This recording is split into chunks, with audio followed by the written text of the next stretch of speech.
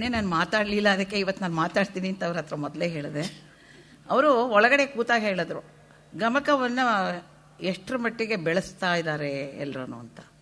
ನಾನು ಅದಕ್ಕೆ ತುಂಬ ಕೆಲಸ ಮಾಡ್ತಾ ಇದ್ದೀನಿ.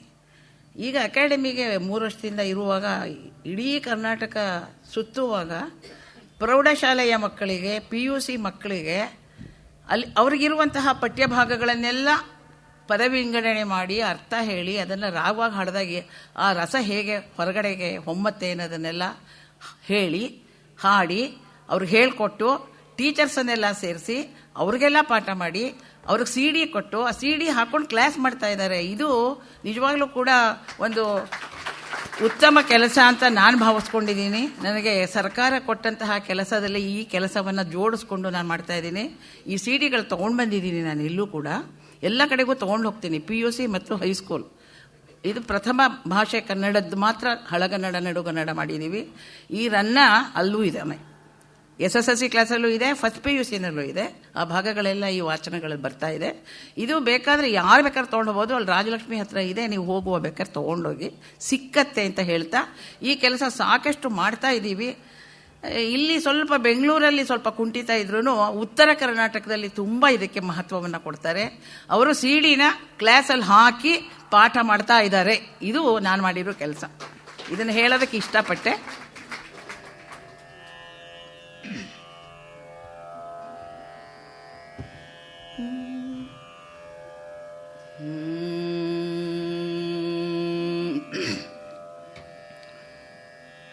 तरुणोत्तुंग शशांक खंड में सुधा बीजम भुजगेन्द्रन अंकुरम उन्मीलितम अट्टहासमेदशानीकम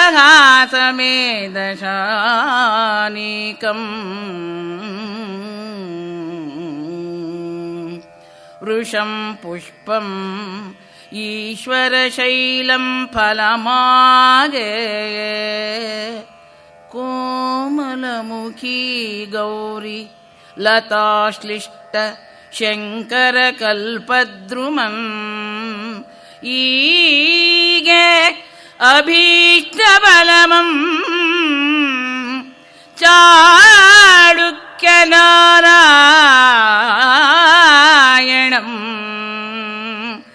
ಅಭೀಷ್ಟಬಲಮಂ ಹೀಗೆ.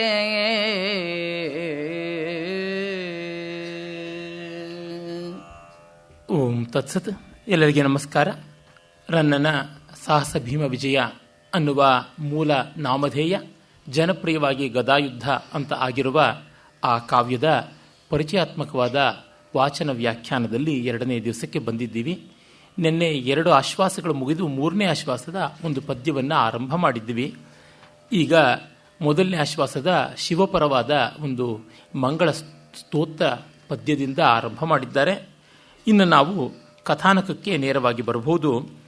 ಅಲ್ಲಿ ಕವಿ ಸಂಜಯನ ಬಾಯಿಂದ ಪಾಂಡವ ಪರಾಕ್ರಮವನ್ನು ಹೇಳಿಸ್ತಾ ಇದ್ದ.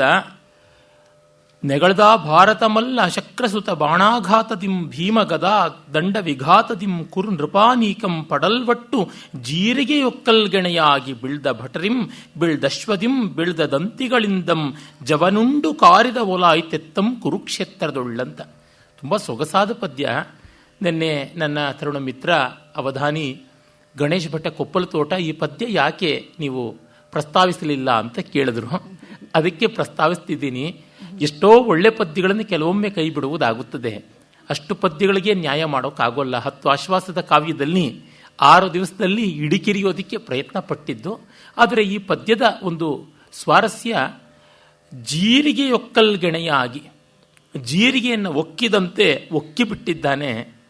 ಆ ಕುಸಿರಿದರಿಯುವುದು ಅಂತ ಕುಮಾರವ್ಯಾಸ ಹೇಳ್ತಾನಲ್ಲ, ಆ ರೀತಿಯಾಗಿ ಆಗ ಎಲ್ಲೆಲ್ಲೂ ಕೂಡ ಅಸ್ತವ್ಯಸ್ತವಾಗಿ ಶಿರಪಾದ ಹಸ್ತಾದಿಗಳು ಖಂಡಿತವಾಗಿ ತ್ರುಟಿತವಾಗಿ ಬಿದ್ದಂಥ ಭಟಾನೀಕ ಸೈನಿಕರು, ಕುದುರೆಗಳು, ಆನೆಗಳು, ಮುರಿದು ಬಿದ್ದ ರಥಗಳು, ಚೆಲ್ಲ ಪಿಲ್ಲಿಯಾದ ಮತ್ತೆ ಕ್ಷತವಿಕ್ಷತಗೊಂಡಂಥ ಆ ಶರೀರ ಜೀವರಾಶಿ ನಿರ್ಜೀವವಾದದ್ದು, ಆಯುಧಗಳು ತುಂಡು ತುಂಡಾಗಿ ಎಲ್ಲೆಲ್ಲೂ ಬಿದ್ದದ್ದು.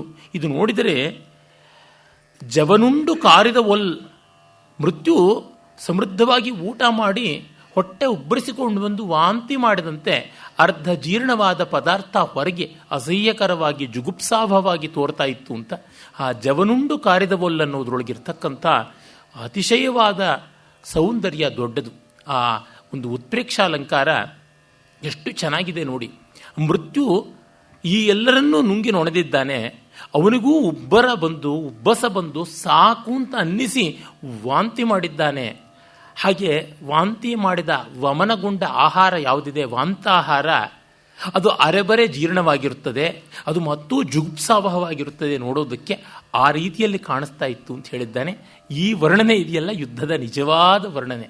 ಅರೆಬರೆ ಯುದ್ಧ ಮುಗಿದು ಬಿದ್ದ ಆ ಒಂದು ಸನ್ನಿವೇಶವನ್ನು ಮುಂದೆ ಸಂಜಯ ಹೇಗೆ ಭೀಮ 100 ಕೌರವರನ್ನು ಕೊಲ್ಲುತ್ತೀನಿ ಅಂತ ಪ್ರತಿಜ್ಞೆ ಮಾಡಿದನಲ್ಲ ಅದನ್ನು ಪ್ರಸ್ತಾವಿಸಿಕೊಂಡು 99 ಜನ ಅಳಿದ ಬಗೆಯನ್ನು ಹೇಳ್ತಾನೆ. ಬಡಿಗೊಂಡು ಗೋಣಿ ಪಣ್ಣಂ ಬಡಿವಂತಿರೇ ಪವನ ಸೂನು ಬಡಿಗೊಂಡು ಗೋಣಿ ಪಣ್ಣಂ ಬಡಿವಂತಿರೇ ಪೆಂಕುಳಿನಾಯಂ ಬಡಿವಂತಿರೇ ಪಾಳುಡುವಂಬಡಿವಂತಿರೇ ಬಡಿದಂ ಅನಿಬರಂ ಕೌರವರಂ. ಇವ್ರಿಗೊಂದು ಲೀಸ್ಟ್ ಕೊಡಿ, ಇಲ್ಲಿದ್ದಾರೆ, ಲೀಸ್ಟ್ ಮಾಡ್ಕೊಂಬಂದಿದ್ದೀನಿ ಯಾವ್ಯಾವ ಪದ್ಯ ಇದೆ ಅಂತ. ಅಲ್ಲಿ ನೋಡಿ, ಅಲ್ಲಿ ಕೊಡ್ತಾ ಇದ್ದಾರೆ, ತಗೊಳ್ಳಿ, ಹುಡುಕ್ಬೇಕಾಗತ್ತೆ ಅಂತ. ತುಂಬ ಸೊಗಸಾಗಿ ಸಜ್ಜುಗೊಂಡು ಬಂದಿದ್ದಾರೆ ಗಂಗಮ್ಮನವರು. ನನಗೂ ಕೂಡ ನಾನೇ ಕೊಟ್ಟ ಪದ್ಯಗಳಾದರೂ ಎಲ್ಲವನ್ನ ಸಂಧಿ ಮತ್ತೆ ಪುಟ ಪದ್ಯ ಎಲ್ಲ ಕೂಡ ಒಪ್ಪ ಮಾಡಿ ಅವರೇ ಕೈಯಾರೆ ಬರೆದುಕೊಟ್ಟು ಬಂದಿದ್ದಾರೆ. ಮತ್ತೆ ನೋಡಿ, ಅವರು ಇಡೀ ಕಾವ್ಯದ ಎಲ್ಲ ಪದ್ಯಗಳನ್ನು ತಮ್ಮ ಸ್ವಹಸ್ತದಲ್ಲಿ ಬರ್ಕೊಂಡು ಬಂದಿದ್ದಾರೆ. ಅದರೊಳಗೊಂದು ಅನುಕೂಲ ಉಂಟು. ಒಂದು ಕಾವ್ಯ ಅಭ್ಯಸ್ತವಾಗುತ್ತದೆ, ಮತ್ತೊಂದು ನಮ್ಮ ಕೈ ಬರಹ ನಮಗೆ ಆತ್ಮೀಯ ಪರ್ಸನಲ್ ಟಚ್ ಅನ್ನುವುದಿರುತ್ತದಲ್ಲ, ಅದರಿಂದ ಅದಕ್ಕೆ ಎಲ್ಲದ ಕಾಂತಿ ಸೌಲಭ್ಯ ಒದಗಿ ಬರುತ್ತದೆ. ಮತ್ತು ಎಲ್ಲಕ್ಕೂ ಮಿಗಿಲಾಗಿ ಕಾವ್ಯ ಪ್ರೀತಿ. ಈ ಕಾವ್ಯವಾಚನ ಚೆನ್ನಾಗಬೇಕು ಅಂತ ಆ ಪ್ರೀತಿ ಇಲ್ಲದೆ ಇದ್ರೆ ಇಷ್ಟು ವರ್ಷ ನಡೆಸ್ಕೊಂಡು ಬರೋಕ್ಕಾಗತ್ತಾ? ಈಗ ಕವಿ ಹೇಳ್ತಾ ಇದ್ದಾನೆ, ಸಂಜಯನ ಬಾಯಿಂದ ಹೇಳಿಸ್ತಿದ್ದಾನೆ, ಬಡಿಗೊಂಡು ಗೋಣಿಪಣ್ಣಂ ಬಡಿವಂತಿರೆ. ಈ ಗೋಣಿಪಣ್ಣು ಅಂತಂದ್ರೆ ಗೋಣಿ ಮರದ ಹಣ್ಣು, ಫೈಕಸ್ ವೆರೈಟಿ ಅಂತ ಕರೀತಾರಲ್ಲ, ಆಲ, ಹತ್ತಿ ಅಂದರೆ ಔದುಂಬರ, ಈ ರೀತಿಯಾದ ಮರಗಳ ಒಂದು ವರ್ಗಕ್ಕೆ ಬರತಕ್ಕಂಥದ್ದು ಗೋಣಿ ಹಣ್ಣು. ಅದನ್ನು ಒಂದು ದೊಣ್ಣೆಯಿಂದಲೇ ಉದುರಿಸಬಹುದು. ನಾವು ಕೈ ಹಾಕಿ ಕೀಳಬೇಕು ಅಂತಿಲ್ಲ, ತೊಟ್ಟು ಅಷ್ಟು ಗಟ್ಟಿಯಾಗಿ ಅಂಟಿಕೊಂಡಿರೋಲ್ಲ. ಒಮ್ಮೆ ದೊಣ್ಣೆ ಬೀಸಿದ್ರೆ 10 ಉದುರುತ್ತವೆ. ಹಾಗೆ ಬಡಿಗುಂಡು, ಬಡಿ ಅಂದರೆ ಬಡಿಗೋಲ್ಗುಂಡು, ಗೋಣಿಪಣ್ಣಂ ಬಡಿವಂತಿರೆ, ಗೋಣಿಯ ಹಣ್ಣುಗಳನ್ನು ಹೊಡೆದಂತೆ ಪವನಸೂನು ಪೆಂಕುಳಿ ನಾಯಂ ಬಡಿವಂತಿರೆ. ಪೆಂಕುಳಿ ನಾಯಿ ಅಂದರೆ ಹುಚ್ಚ ನಾಯಿ, ಅಲರ್ಕ ಅಂತ ಸಂಸ್ಕೃತದಲ್ಲಿ ಹೇಳ್ತಾರೆ. ಪಾಳುಡುವಂ ಬಡಿವಂತಿರೆ, ಉಡವನ್ನ ಬಡಿಯುವ ಹಾಗೆ ಬಡಿದನ್ ಅನಿಬರಂ ಕೌರವರು. ಹಾಗೆ ಕೌರವರಷ್ಟೂ ಜನನ್ನು ಅಟ್ಟಿಸಿಕೊಂಡು ಹೋಗಿ ಕೊಲ್ಲೋದು ಅಂತಾರಲ್ಲ, ಆ ರೀತಿ ಕೊಂದ ಅಂತ. ಅದೆಷ್ಟು ಸುಲಭವಾಗಿತ್ತು ಅವನಿಗೆ ಅನ್ನೋದು ಗೊತ್ತಾಗುತ್ತದೆ. ಹಿಂದೊಮ್ಮೆ ಮಹಾಭಾರತದ ಆದಿಪರ್ವದಲ್ಲಿ ಕವಿ ವೇದವ್ಯಾಸರು ವರ್ಣಿಸ್ತಾರೆ, ಮರಕೋತಿ ಆಟ ಆಡುವಾಗ ಕೌರವರೆಲ್ಲರೂ ಮರದ ಮೇಲೆ ಹತ್ತುಕೊಂಡು ಕೂತ್ಕೊಂಡಾಗ ಭೀಮ ಒಬ್ಬನೇ ಮರವನ್ನು ಅಲ್ಲಾಡಿಸಿ ಎಲ್ಲರೂ ತೊಪ್ಪನೆ ಕಳಿತ ಹಣ್ಣುಗಳು ಉದುರುವಂತೆ ಮಾಡ್ತಾ ಇದ್ದ ಅಂತ. ಅದು ಪ್ರಾಯಶಃ ರನ್ನನಿಗೆ ಸ್ಫೂರ್ತಿಯಾಗಿರಬೇಕು. ಆಮೇಲೆ ಅವನು ಇನ್ನೂ ಆತನ ಪರಾಕ್ರಮದ ಬಗೆಯನ್ನ, ಕೊಂದ ರೀತಿಯನ್ನ ಹೇಳ್ತಾನೆ. ಕೆಲರಂ ಬೀದಿಯುಂ ಒತ್ತಿಯುಂ ಪಿಡಿದುಂ ಆರ್ದು ಇಟ್ಟುಂ ಗದಾದಂಡದಿಂ ಕೆಲರಂ ಗುರ್ದಿಯುಂ ಅರ್ದಿಯುಂ ತಿರುಪಿಯುಂ ತೇದುಂ ಭುಜಾದಂಡದಿಂ ಕೆಲರಂ ಕುತ್ತಿಯುಂ ಎತ್ತಿಯುಂ ಪಣರಿಯುಂ ಪೊಯ್ದುಂ ಧನುರ್ದಂಡನ ಕಲಿಕಟ್ಟಾನೆ ಕಡಂಗಿ ಕೊಲ್ವ ತೆರದಿಂ ಕಲಿ ಮರುನಂದನಂ ಕಟ್ಟಾನೆ ಕಡಂಗಿ ಕೊಲ್ವ ತೆರದಿಂ ಗದಾದಂಡದಿಂ ಕೆಲರಂ ಭುಜಾದಂಡದಿಂ ಕೆಲರಂ ಧನುರ್ದಂಡದಿಂ ಕೆಲರಂ ಪೊಯ್ದುಂ ಕೊಂದಂ. ಯಾರ್ಯಾರನ್ನ ಹೇಗೆ ಕೊಲ್ತಿದ್ದ ಅನ್ನೋ ಆ ವಿವರಗಳನ್ನು ಕವಿ ಕೊಡ್ತಾ ಇರೋದು. ಮೊದಲನೇದು ಸೂತ್ರಪ್ರಾಯವಾಗಿ ಜೆನರಿಕ್ ಡಿಸ್ಕ್ರಿಪ್ಷನ್, ಹೇಗೆ ಬಡದಿದ್ದು ಅಂತ. ಕೆಲರಂ ಬೀಸಿಯುಂ, ಕೆಲವರನ್ನ ಕಾಲಿಡ್ಕೊಂಡು ಗರಗರನೆ ತಿರುಗಿಸಿ ಬೀಸಿ ಬಡದದ್ದು. ಇನ್ನು ಕೆಲವರನ್ನ ಒತ್ತಿ, ತನ್ನ ಕಾಲಲ್ಲಿ ಮಂಡಿಯಲ್ಲಿ ಒತ್ತಿ, ಅವರ ಗಂಟಲ ಮೇಲೆ ಕಾಲಿಟ್ಟು ಒತ್ತಿ, ಎದೆಗೂಡಿನ ಮೇಲೆ ಕಾಲಿಟ್ಟು ತುಳಿದು, ಮೂಳೆ ಮುರಿದು ಪುಪ್ಪುಸ ಹರಿದು ಹಾಗೆ ಮಾಡಿದ್ದಿರಬೇಕು.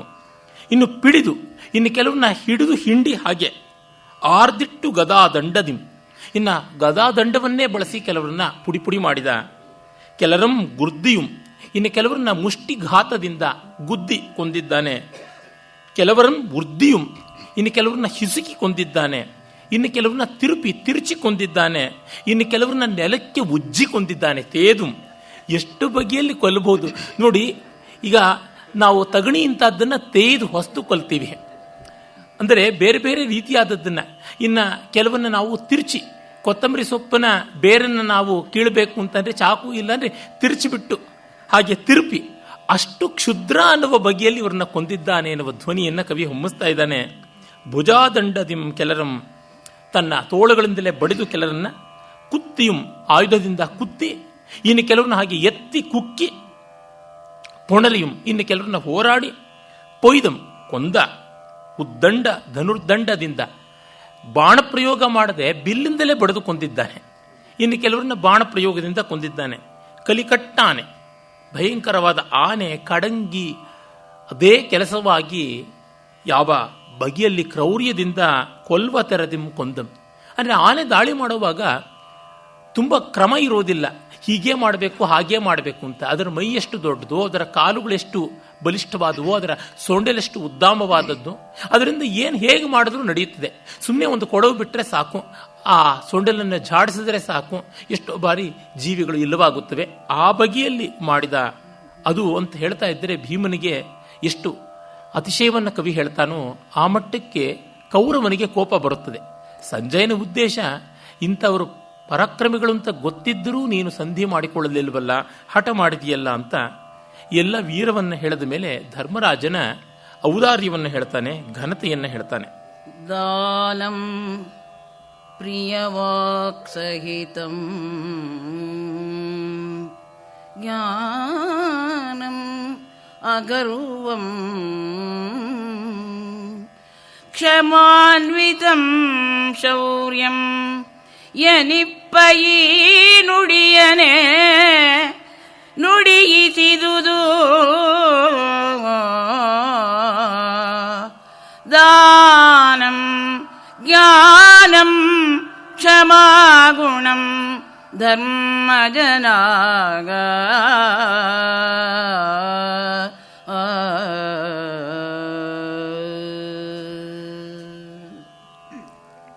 ಪ್ರಸಿದ್ಧವಾದ ಒಂದು ಸುಭಾಷಿತ, ದಾನಂ ಪ್ರಿಯವಾಕ್ ಸಹಿತಂ ಜ್ಞಾನಂ ಅಗರ್ವಂ ಕ್ಷಮಾನ್ವಿತಂ ಶೌರ್ಯಂ ಶೀಲಂ ಸರ್ವಜನಾರ್ದ್ರಂ ದುರ್ಲಭಮೇತ ಚತುರ್ಭದ್ರಂ ಅಂತ ಒಂದು ಸುಭಾಷಿತ ಉಂಟು.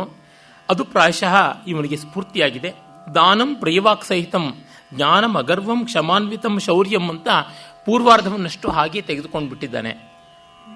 ದಾನ, ಕೊಡುಗೈ ಗುಣ, ಅದು ಒಳ್ಳೆಯ ಮಾತಿನಿಂದ ಕೂಡಿರಬೇಕು ಅಂತ. ದಾನಿ ಆದವನ ನಾಲಿಗೆ ಹೊರಟಾದರೆ ಯಾಚಕರಿಗೆ ತುಂಬ ದೊಡ್ಡ ಸಂತೋಷವಾಗದೇ ಇದ್ರೂ ನಷ್ಟ ಏನಿಲ್ಲ. ಆದರೆ ಇದೂ ಸೇರಿದರೆ ಸುವರ್ಣ ಪುಷ್ಪಕ್ಕೆ ಸೌರಭ್ಯ ಬಂದಂತೆ. ಇನ್ನು ಜ್ಞಾನ ಅಗರ್ವಂ, ಜ್ಞಾನ ಗರ್ವರಹಿತವಾದಾಗ, ವಿದ್ಯಾ ಮದ ಇಲ್ಲದೇ ಇದ್ದಾಗ ವಿದ್ಯೆಗೆ ಬರುವ ಕಾಂತಿಯೇ ದೊಡ್ಡದು.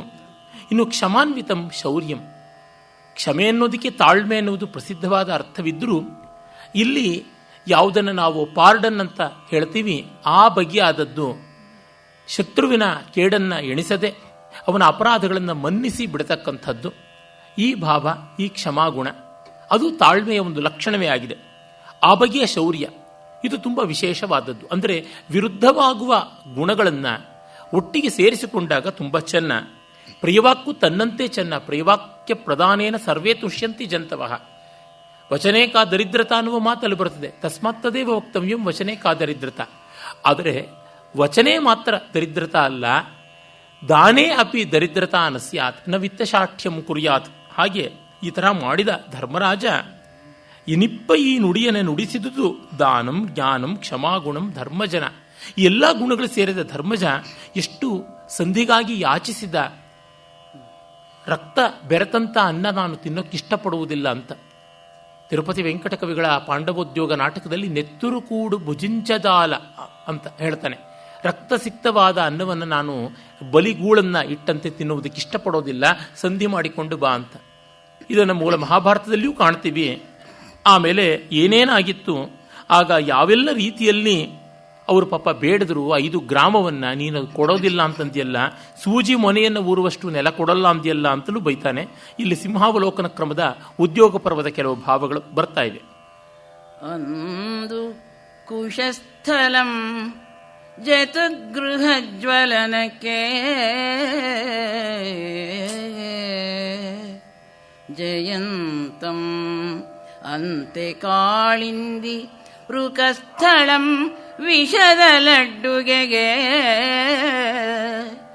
ಆದುದು ವಾರಣಾವತಂ ಸಂದ ಸಭಾಪ್ರತಾರಣಕ್ಕೆ ಕಾರಣಂ ಎಂದು ಅರಿಪಲ್ಕೆ ಬೇಡಿದ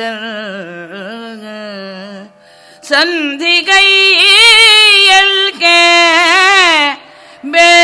ಬೇಡಿದರೆ ಪಾಂಡುತನುಭವರ್ 5 ಬಾಡಮಂ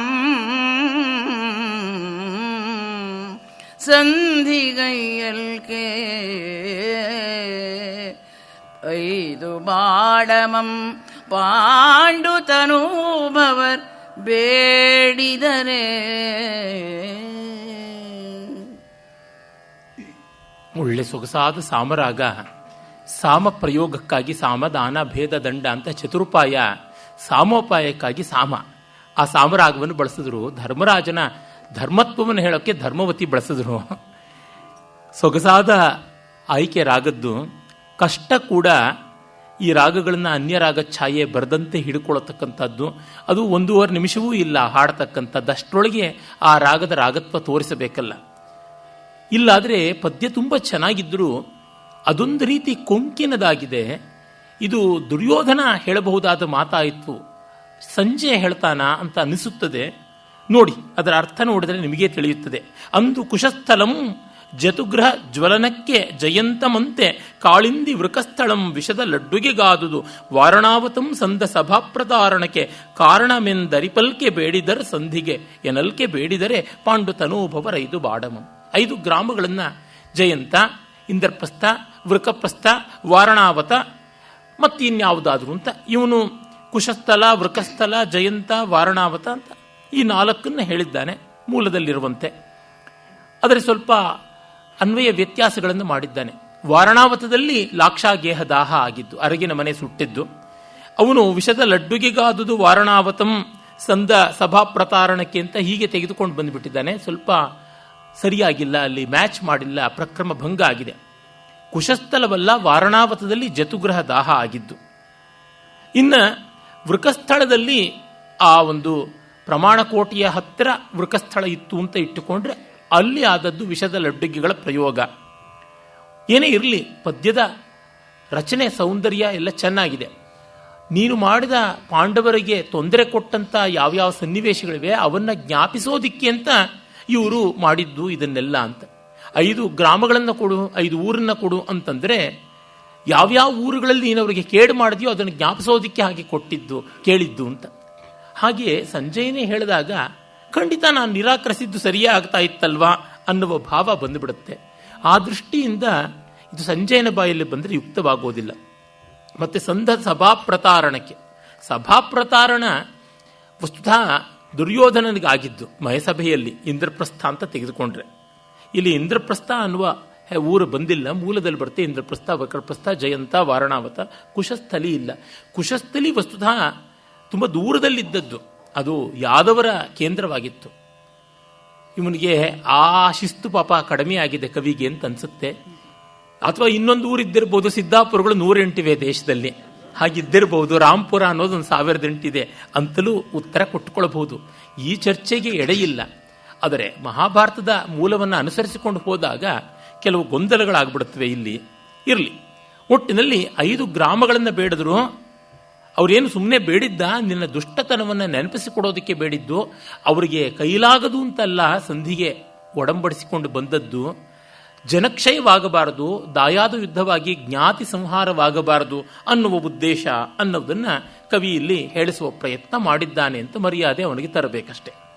ಆಮೇಲೆ ಕೃಷ್ಣಯ್ಯ ದ್ರೌಪದಿಯ ಪರಾಭವ ಮಾಡಿದ್ದು ತುಂಬ ನೀಚತನವಾಯಿತು ಅಂತನ್ನುವುದನ್ನು ಅದನ್ನು ಕೂಡ ಸೂಚಿಸ್ತಾನೆ. ಅತಿ ಲಜ್ಜಾನ್ವಿತನ್ ಆನದೀಜಂ ಅಧಿಕ ಕ್ರೋಧಾವಹಂ ದ್ರೋಣಂ ಉದ್ಧತ ಕೌರವ್ಯ ಕೃತಟ್ಟಹಾಸಂ ಅಸುಹೃತ್ ವೀರಾವತಾರಂ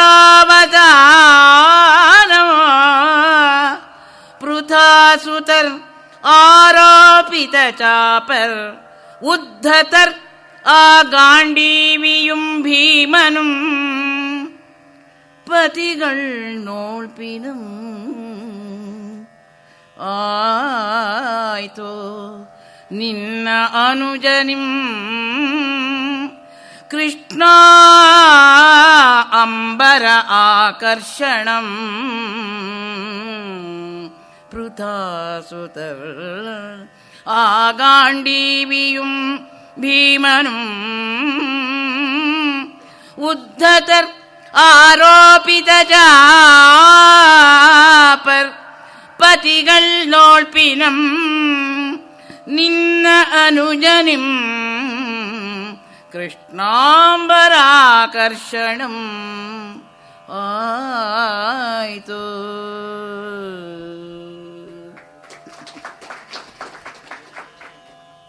ಅತಿಲಜ್ಜಾನ್ವಿತನ ನದೀಜನ್. ಭೀಷ್ಮನಿಗೆ ತುಂಬ ನಾಚಿಕೆಯಾಯಿತು ದ್ರೌಪದಿ ವಸ್ತ್ರಾಪಹರಣದ ಸಂದರ್ಭದಿಂದ. ಅಧಿಕ ಕ್ರೋಧಾವಹಂ ದ್ರೋಣನಿಗೆ ಕೋಪ ಬಂತು, ಒಬ್ಬ ಹೆಣ್ಣು ಮಗಳಿಗೆ ಹೀಗೆ ಮಾಡೋದಾ ಅಂತ. ಆದರೆ ಉದ್ಧತ ಕೌರವ್ಯ ಕೃತ ಅಟ್ಟಹಾಸಂ ಅಸುಹೃದ್ ವೀರಾವತಾರಂ, ಇನ್ನ ವೈರಿಗಳಿಗೆ ಎದುರಾಳಿಯಾಗಿ ಬಲ್ಲಂತಹ ಭೀಮ ಅವರುಗಳಿಗೆಲ್ಲ ರೋಷ ಬರ್ತಾ ಇತ್ತು.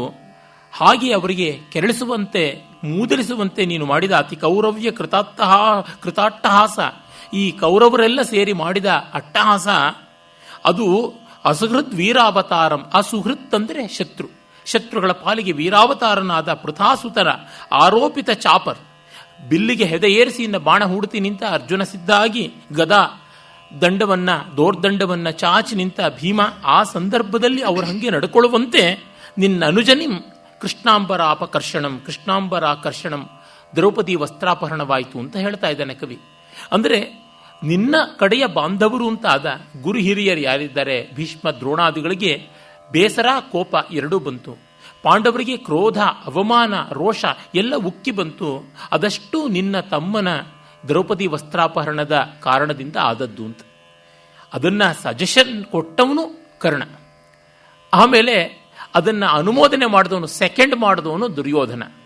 ಅದನ್ನು ಎಕ್ಸಿಕ್ಯೂಟ್ ಮಾಡಿದವನು ಪಾಪ ಎಕ್ಸಿಕ್ಯೂಟಿವ್ ಕಮಿಟಿ ಚೇರ್ಪರ್ಸನ್ ಆದವನು ದುಶ್ಯಾಸನ. ಅದಕ್ಕೆ ನಗೆಯ ರೂಪದ ಅಪ್ರೂವಲ್ ಕೊಟ್ಟದ್ದು ಶಕುನಿ. ಮತ್ತಿನ್ನ ವಿಕರ್ಣನನ್ನು ಉಳಿದಂತಹ ಮಿಕ್ಕ ಕೌರವರು.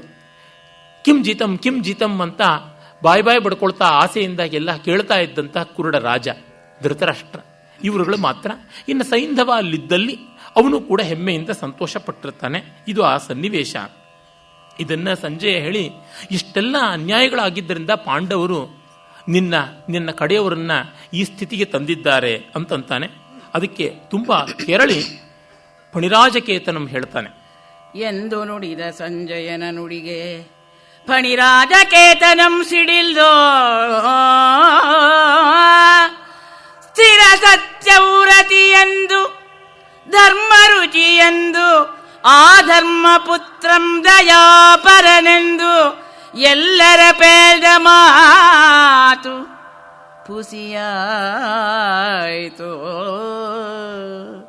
ಈ ಕಾರ್ಮುಕಾಚಾರ್ಯನಂ ಗುರುವಂ ಬ್ರಾಹ್ಮಣನಂ ತೊದಲ್ ನುಡಿದು ಕೊಂದಂದು ಧರ್ಮಪುತ್ರಂ ದಯಾಪರನೆಂದು ಎಲ್ಲರ ಪೇಳ್ದ ಮಾತು ಪುಸಿಯಾಯಿತು. ಆಮೃಷಾಪಾತಕಂ ಪರಂ ಎಂಬ ಈರುಡಿಂ ಪೃಥಾ ಪ್ರಿಯಸುತಂ ಪಾಪಕ್ಕೆ ಪಕ್ಕಾಗನೇ.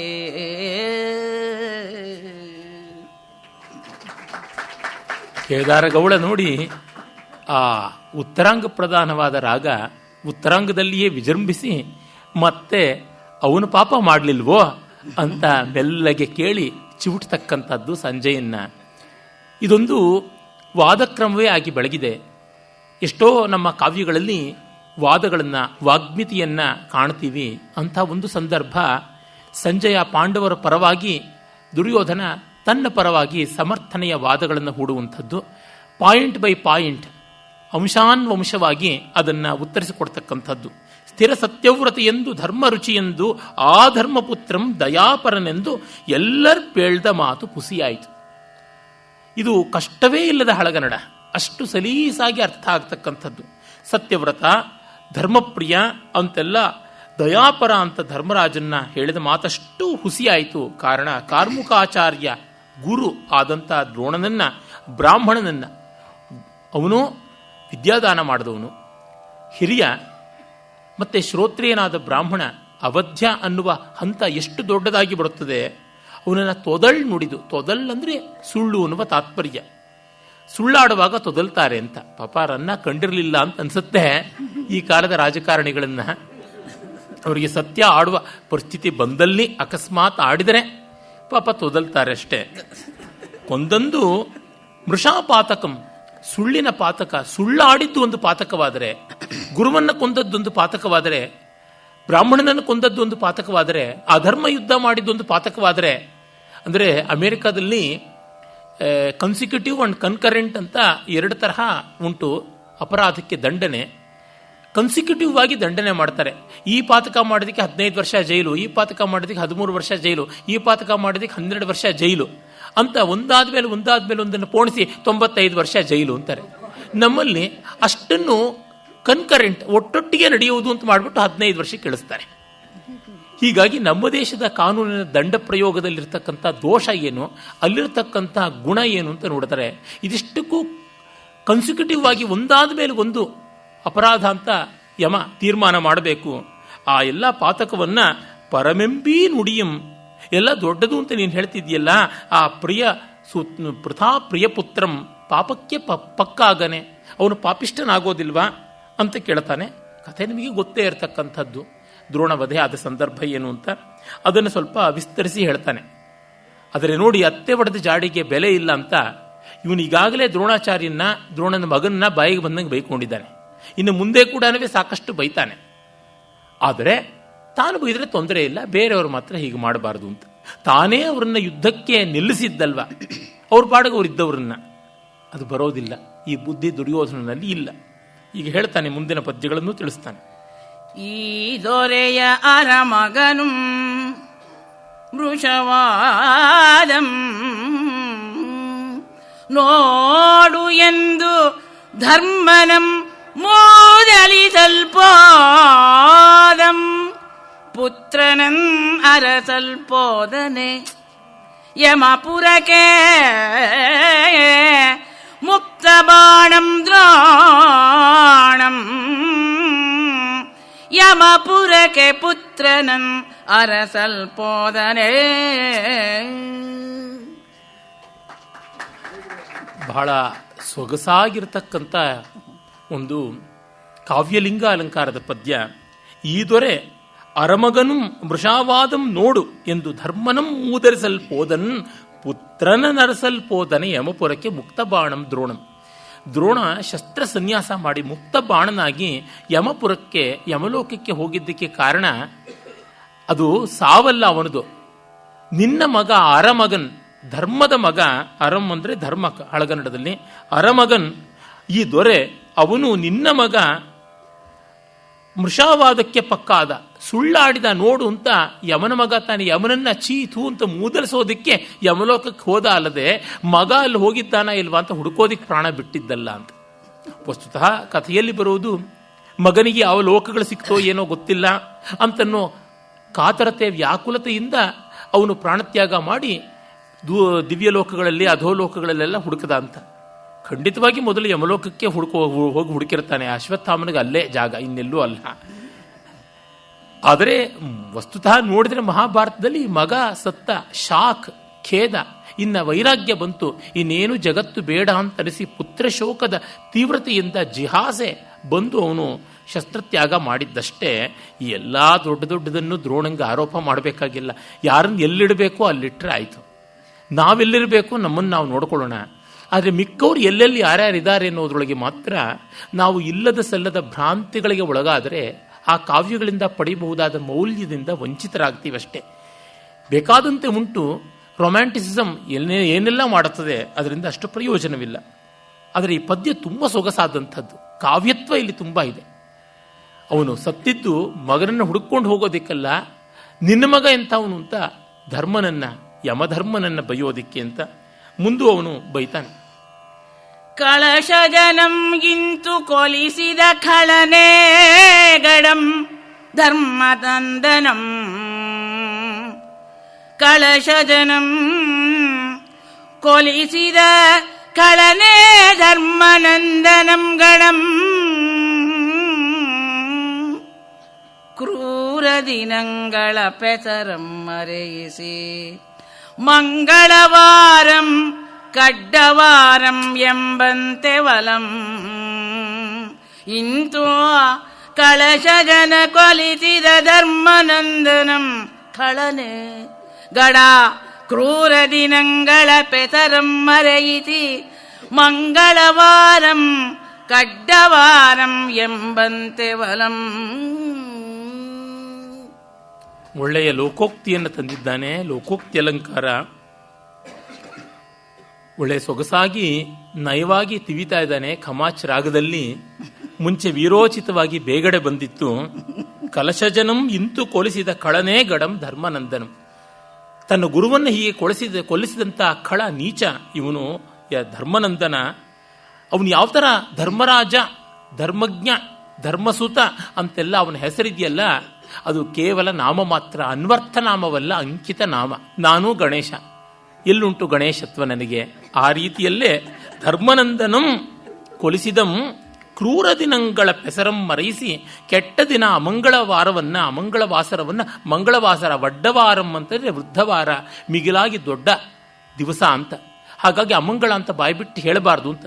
ಮನೆಯಲ್ಲಿ ಕುಂಕುಮ ಖಾಲಿ ಆಗ್ತಾ ಇದ್ದರೆ ಕುಂಕುಮ ಹೆಚ್ಚಿದೆ ಅಂತಂತಾರೆ. ಅಕ್ಕಿ ಖಾಲಿ ಆಗ್ತಾ ಇದ್ರೆ ಅಕ್ಕಿ ಹೆಚ್ಚಿದೆ ಅಂತಂತಾರೆ. ಇದು ನಮ್ಮ ಜಾನಪದ ಜೀವನದಲ್ಲಿ ಮೊದಲಿಂದ ಬಂದದ್ದು. ಅಮಂಗಳವನ್ನು ಹೇಳಬಾರ್ದು ಅಂತ. ಮನೆಯಿಂದ ಬೇರೆ ಕಡೆ ಹೊರಡುವಾಗ ಹೋಗ್ತಿದ್ದೀನಿ ಅನ್ನೋಲ್ಲ, ಬರ್ತೀನಿ ಅಂತಂತೀವಿ. ಬರ್ತೀನಿ ಅಂದರೆ ನೀವು ಹೋಗ್ತಿದ್ದೀರಲ್ಲ ಅಂತ ಯಾರೂ ಕೇಳೋದಿಲ್ಲ. ಈ ರೀತಿಯಾದ ಶಿಷ್ಟಾಚಾರ ಒಂದುಂಟು. ಅಮಾಂಗಲ್ಯ ಅವಾಚ್ಯವಾದದ್ದು ಅಂತ. ಆ ರೀತಿ ಧರ್ಮರಾಜ ಅಧರ್ಮರಾಜ, ಅವನನ್ನು ಧರ್ಮರಾಜ ಅಂತ ಕರೆದಿರೋದು ಅಂತ. ಬಹಳ ಸೊಗಸಾಗಿರ್ತಕ್ಕಂಥ ಮುಕ್ತಿ ಚಮತ್ಕಾರದ ಪದ್ಯ ಇದು. ತುಂಬ ಸೊಗಸಾದ ಕಂದ ಪದ್ಯಗಳು. ಆಮೇಲೆ ಭೀಮನನ್ನು ಮೂದಲಿಸ್ತಾನೆ. ವನಿತೆಯ ಕೇಶಮಂ ಸಭೆಯೊಳ್ ಎನ್ನ ಅನುಜಂ ತೆಗೆವಲ್ಲಿ ಗಂಡನ್ ಆಗನೇ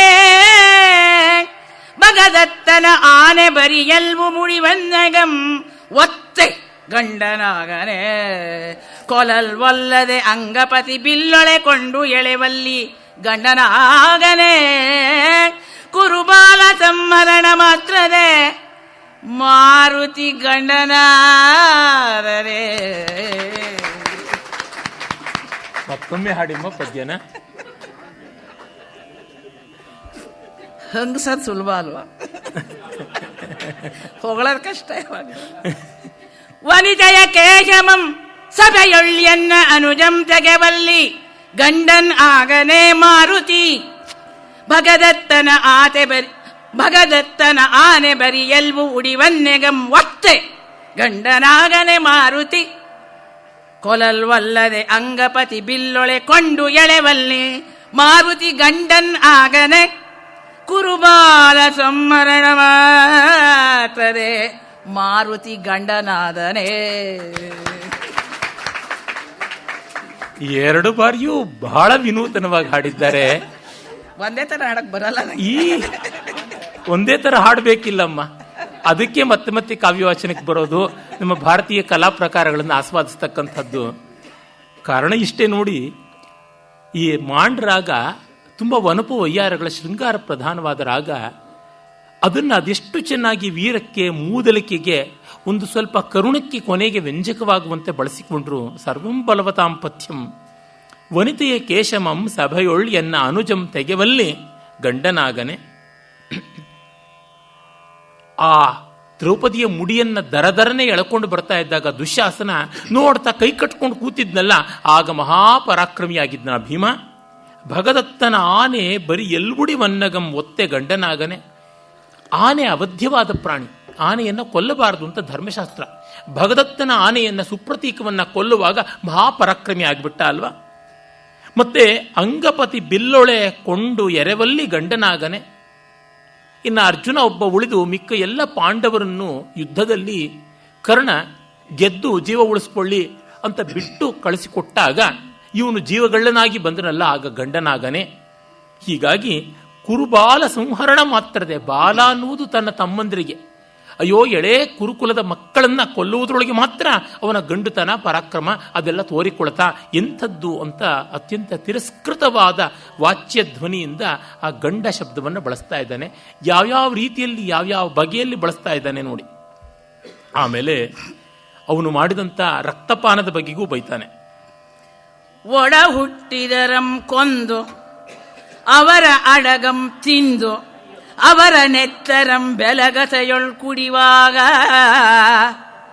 ಒಡ ಹುಟ್ಟಿದರಂ ಕೊಂದು ಅವರ ಅಡಗಂ ತಿಂದು ನೆತ್ತರಂ ಅವರ ನೆತ್ತರಂ ಬೆಲಗಸೆಯೊಳ್ ಕುಡಿವಾಗ. ಈ ನಿಸ್ತ್ರಿಂಶತೆಯಂ ಹಿಡಿಂಬಿಯಂ ಪೊರ್ದಿಯೇ ಕಲ್ತನಾಗನೆ ಭೀಮಂ. ಆ ರುದ್ರಭೈರವ ಕಾರ್ಯವನ್ನು ಭೈರವಿ ರಾಗದಲ್ಲಿ ಹಾಡಿದ್ರು. ಒಡಹುಟ್ಟಿದರಂ ಕೊಂದವನ್, ಸಹಜರನ್ನ, ಒಡನೆ ಜನಿಸಿದವರನ್ನ, ಸಹೋದರರಲ್ಲದೇ ಇದ್ರು ಸಹಜರ್, ಒಟ್ಟಿಗೆ ಹುಟ್ಟಿದವರು, ಅವ್ರನ್ನ ಕೊಂದವನು, ಕೊಂದು ಅವರ ಮಾಂಸ ತಿಂದವನು. ರಕ್ತ ಕುಡಿಯುವಾಗ ಮಾಂಸವೂ ಒಂದಿಷ್ಟು ಒಳಗೆ ಹೋಗಿರುತ್ತೆ ಅಂತ ತಾತ್ಪರ್ಯ ದುಶ್ಯಾಸನನ ರಕ್ತಪಾನದ ಸಂದರ್ಭ. ನೆತ್ತರಂ ಬೆಲಗಸೆ, ಬೆಲಗಸೆ ಅಂದರೆ ಬೊಗಸೆ, ಬೊಗಸೆಯಲ್ಲಿ ಕುಡಿಯುವಾಗ ಈ ನಿಸ್ತ್ರಿಂಶತೆಯಲ್ಲಿ ನಿಷ್ಕರುಣೆ ಅಂತ ಅನ್ನುವ ತಾತ್ಪರ್ಯ. ನಿಸ್ತ್ರಿಂಶ ಅಂತಂದರೆ ಖಡ್ಗ ಅಂತ, ನಿಸ್ತ್ರಿಂಶತೆ ಅಂದರೆ ಖಡ್ಗಕ್ಕೆ ಬಂದಂಥ ನಿಷ್ಕಾರುಣ್ಯ. ಹಿಡಿಂಬಿಯಂ ಪೊರ್ದಿ ಕಲ್ತನಾಗನೆ. ಪ್ರಾಯಶಃ ಈ ದುಷ್ಟತನವನ್ನು, ಈ ರುದ್ರ ಬೀಭತ್ಸ ಗುಣಗಳನ್ನು ರಾಕ್ಷಸಿಯ ಪತಿಯಾಗುವ ಮೂಲಕ ಕಲ್ತಿರಬೇಕು. ಹೆಂಡತಿ ಹೇಳಿಕೊಟ್ಟ ಪಾಠ ಅಂತ. ಆ ಮೂಲಕ ಮತ್ತೊಂದು ಮನೆ ತಿರಸ್ಕಾರ ಬೇರೆ ಉಂಟು. ಹೀಗೆ ಹೇಳ್ತಾನೆ. ಬೈಗಳನ್ನು ಈ ಥರ ಯಾವ ವ್ಯಕ್ತಿಗೆ ಹೇಳಕ್ಕೆ ಬರುತ್ತೆ? ಇದಕ್ಕಾದರೂ ರನ್ನನ ಗದಾ ಯುದ್ಧ ಓದಬೇಕು ಅಂತನ್ನುವಂತೆ ಇದೆ. ಆಮೇಲೆ ಅವನು ಅರ್ಜುನನ ಕಡೆ ತಿರುಗುತ್ತೆ ಅವನ ಕ್ರೋಧ ನೋಡಿ. ಕ್ರಮವಾಗಿ ಧರ್ಮ, ಭೀಮ, ಅರ್ಜುನ ಇವರುಗಳ ಕಡೆಗೆ ತಿರುಗಿ ಹಳಿಯೋಕ್ಕೆ ಆರಂಭ ಮಾಡ್ತಾನೆ. ಎನಗೆ ಆಜೂದಿನೊಳ್ ಅಗ್ರಜ ಅನುಜ ಸಮೇತಂ ಗಂಡು ದೊಳ್ತಾಗಿ ಕಾನನದೊಳ್ ವಲ್ಕಲಧಾರಿಯಾಗಿ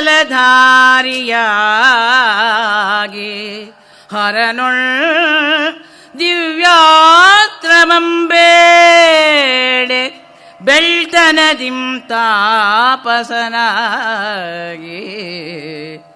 ಪೇಡಿಯನೇ ಮತ್ಸ್ಯ ಆಮಾಸದೊಳ್ ವಸುದೇವನ ನಂಟಂ ನಟನಾಗಿಯೇ ಬಾರದ ಭವಂ ಬಂದಂ ಪೃಥಾನಂದನಂ.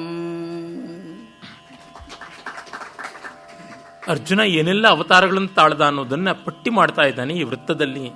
ಎನಗೆ ಆ ಜೂಜಿನೊಳ್ ಅಗ್ರಜಾನುಜ ಸಮೇತಂ ಗಂಡು ದೊಳ್ತಾಗಿ. ಗಂಡು ತೊಳ್ತು, ಗಂಡು ದೊಳ್ತು. ತೊತ್ತು ಅನ್ನುವ ಪದದ ಮೂಲ ತೊಳ್ತು ಅನ್ನುವ ಹಳಗನ್ನಡ.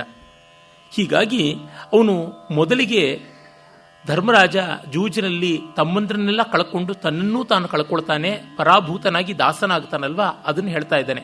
ತನ್ನ ಅಗ್ರಜನಾದ ಧರ್ಮಜ, ಭೀಮ ಹಾಗೂ ಅನುಜರಾದ ಮಾದ್ರೇಯರು, ನಕುಲ ಸಹದೇವರ ಸಮೇತ ಮಧ್ಯಮ ಪಾಂಡವ ಅಂತ ಅನಿಸಿಕೊಂಡ ಅರ್ಜುನ ತೊತ್ತಾದ. ಹಿಂದೆ ಮುಂದೆ ಎರಡೂ ಕಡೆಯೂ ತೊತ್ತುಗಳೇ ಇದ್ದದ್ದು. ಗಂಡುದೊಳ್ತಾಗಿ ಕಾನನದೊಳ್ ವಲ್ಕಲಧಾರಿಯಾಗಿ, ಅದೊಂದು ವೇಷ, ತೊತ್ತಿನ ವೇಷ, ಸೇವಕನ ವೇಷ. ಆದರೆ ಈಗ ಕಾಡಿನಲ್ಲಿ ವಲ್ಕಲಧಾರಿಯಾಗಿ, ಚೀರಾಂಬರಧಾರಿಯಾಗಿ, ಆಮೇಲೆ ಹರನೊಳ್ ದಿವ್ಯಾಸ್ತ್ರಮಂ ಬೇಡೆ ಬೆಳ್ತನದಿಂ, ಬೆಳ್ತನ ಅಂದರೆ ಬೆಪ್ಪುತನ, ಪೆದ್ದತನ, ಗಾಂಪತನ ಅಂತ. ಕ್ಷತ್ರಿಯ ಬೇಡಬಾರದು, ಹೋರಾಡಬೇಕು, ಕಸಿದುಕೊಳ್ಳಬೇಕು ಅನ್ನುವುದು ಇವನ ತಾತ್ಪರ್ಯ. ತಾಪಸನಾಗಿ ತಪಸ್ಸು ಮಾಡಿದನಲ್ಲ 2 ವರ್ಷ ಇಂದ್ರಕೀಲ ಪರ್ವತದಲ್ಲಿ, ಪೇಡಿಯನೆ ಅಂದರೆ ಅವನು ನಪುಂಸಕನಾಗಿ ಮತ್ಸ್ಯ ಆವಾಸದಲ್ಲಿ, ವಿರಾಟನ ಅರಮನೆಯಲ್ಲಿ ವಾಸುದೇವನ ನಂಟಂ ಸರಿಯಾಗಿ ಹೋಯ್ತಲ್ಲ. ಅವನು ನೋಡಿದ್ರೆ ಗೋಪಾಲಕ, ಅರವೆಣ್ಣಿನ ವೇಷ ಅವನದು, ನಾಸಾಗ್ರೆ ನವಮುಕ್ತಿಕಂ ಅಂದರೆ ಇನ್ನೆಂಥದ್ದು. ಹೀಗಿರತಕ್ಕಂಥ ಆ ಕೃಷ್ಣನ ವೇಷ, ವನಮಾಲಾ ಧಾರತ್ವ, ಮತ್ತೆ ಶಿಖಿಪಿಂಚ ಮೌಲಿತ್ವ, ಇನ್ನು ವೇಣುವಾದಿತ್ವ, ಇವೆಲ್ಲ ಸೇರಿದ್ರೆ ಅರ್ಧ ನಟತ್ವ ಬಂತು, ಇನ್ನಷ್ಟು ವಿಟತ್ವ ಇದೆ. ಹೀಗಿರುವ ಕೃಷ್ಣನ ನಟನಾಗಿ ಅರ್ಹವಾದ ರೀತಿಯಲ್ಲಿ ಬಾರದ ಭವಂ ಬಂದಂ, ಬರಬಾರದ ಹುಟ್ಟು, ಬರಬಾರದ ಸ್ಥಿತಿ, ಬರಬಾರದ ಗತಿಗೆ ಬಂದವನು ಪೃಥಾನಂದನಂ ಅಂತ ಹೇಳ್ತಿದ್ದಾರೆ. ಪಾಪ ಅವರಣ್ಣ ಜೂಜಲ್ಲಿ ಸೋತರೆ ಅವನೇನು ಮಾಡೋಕ್ಕಾಗುತ್ತೆ? ವ್ರತದಂತೆ ಕಾನನದಲ್ಲಿ ವಲ್ಕಲಧಾರಿಗಳಾಗಿ ವಾನಪ್ರಸ್ಥಿಗಳಾಗಿರಬೇಕು ಅನ್ನೋದನ್ನು ಮಾಡಿದ. ಶಿವನನ್ನೇ ಒಲಿಸಿಕೊಂಡನಲ್ಲ ತಪಸ್ಸು ಮಾಡಿ. ಅಂದರೆ ಇನ್ನೊಬ್ಬರ ಗುಣವನ್ನೂ ದೋಷವಾಗಿ ಹಳೆಯಬೇಕು ಅಂದರೆ ಎಲ್ಲ ಯುಕ್ತಿ ಚಮತ್ಕಾರ ಇದ್ದರೆ ಸಾಕು, ಅಷ್ಟನ್ನೂ ಮಾಡಬಹುದು. ಈಗಿನ ಲೆಫ್ಟಿಸ್ಟ್ಗಳ ಪರಿಭಾಷೆ ಅಂತ ನಮಗೆ ಗೊತ್ತಾಗುತ್ತದೆ. ಆಮೇಲೆ ಮತ್ತೊಂದಿಷ್ಟು ಮಂತ್ರಪುಷ್ಪ ಹಾಕ್ತಾನೆ. ದೊರೆಯಮ ಪುತ್ರನ್ ಇರ್ದಗಿರವೋ ವಾಯುಜನ್ ಇರ್ದಗಿರವೋ ಅಗ್ನಿಪುತ್ರಿ ಇರ್ದಗಿರವೂ യമളർക്കൾ ഇർദയിരമോ മത്സ്യനിവാസതൊൾ എല്ലം അന്തെ മൈഗരെതിരെ ಗಂಡುಗೆಟ್ಟು ಬಳೆದೊಟ್ಟು ಬೃಹನ್ನಳೆಯಾಗಿ ಪಾರ್ಥನಿರ್ದಯಿರವುಂ ಎನಲ್ಕೆಗೆ ಪಾರ್ಥನದು ಗಂಡುಗೆಟ್ಟು ಬಳೆದೊಟ್ಟು ಬೃಹನ್ನಳೆಯಾಗಿ ಪಾರ್ಥನು ಇರ್ದಗಿರವುಂ ರಂಬೆಯ ಶಾಪಮೋ ತನ್ನ ಪಾಪಮೋ.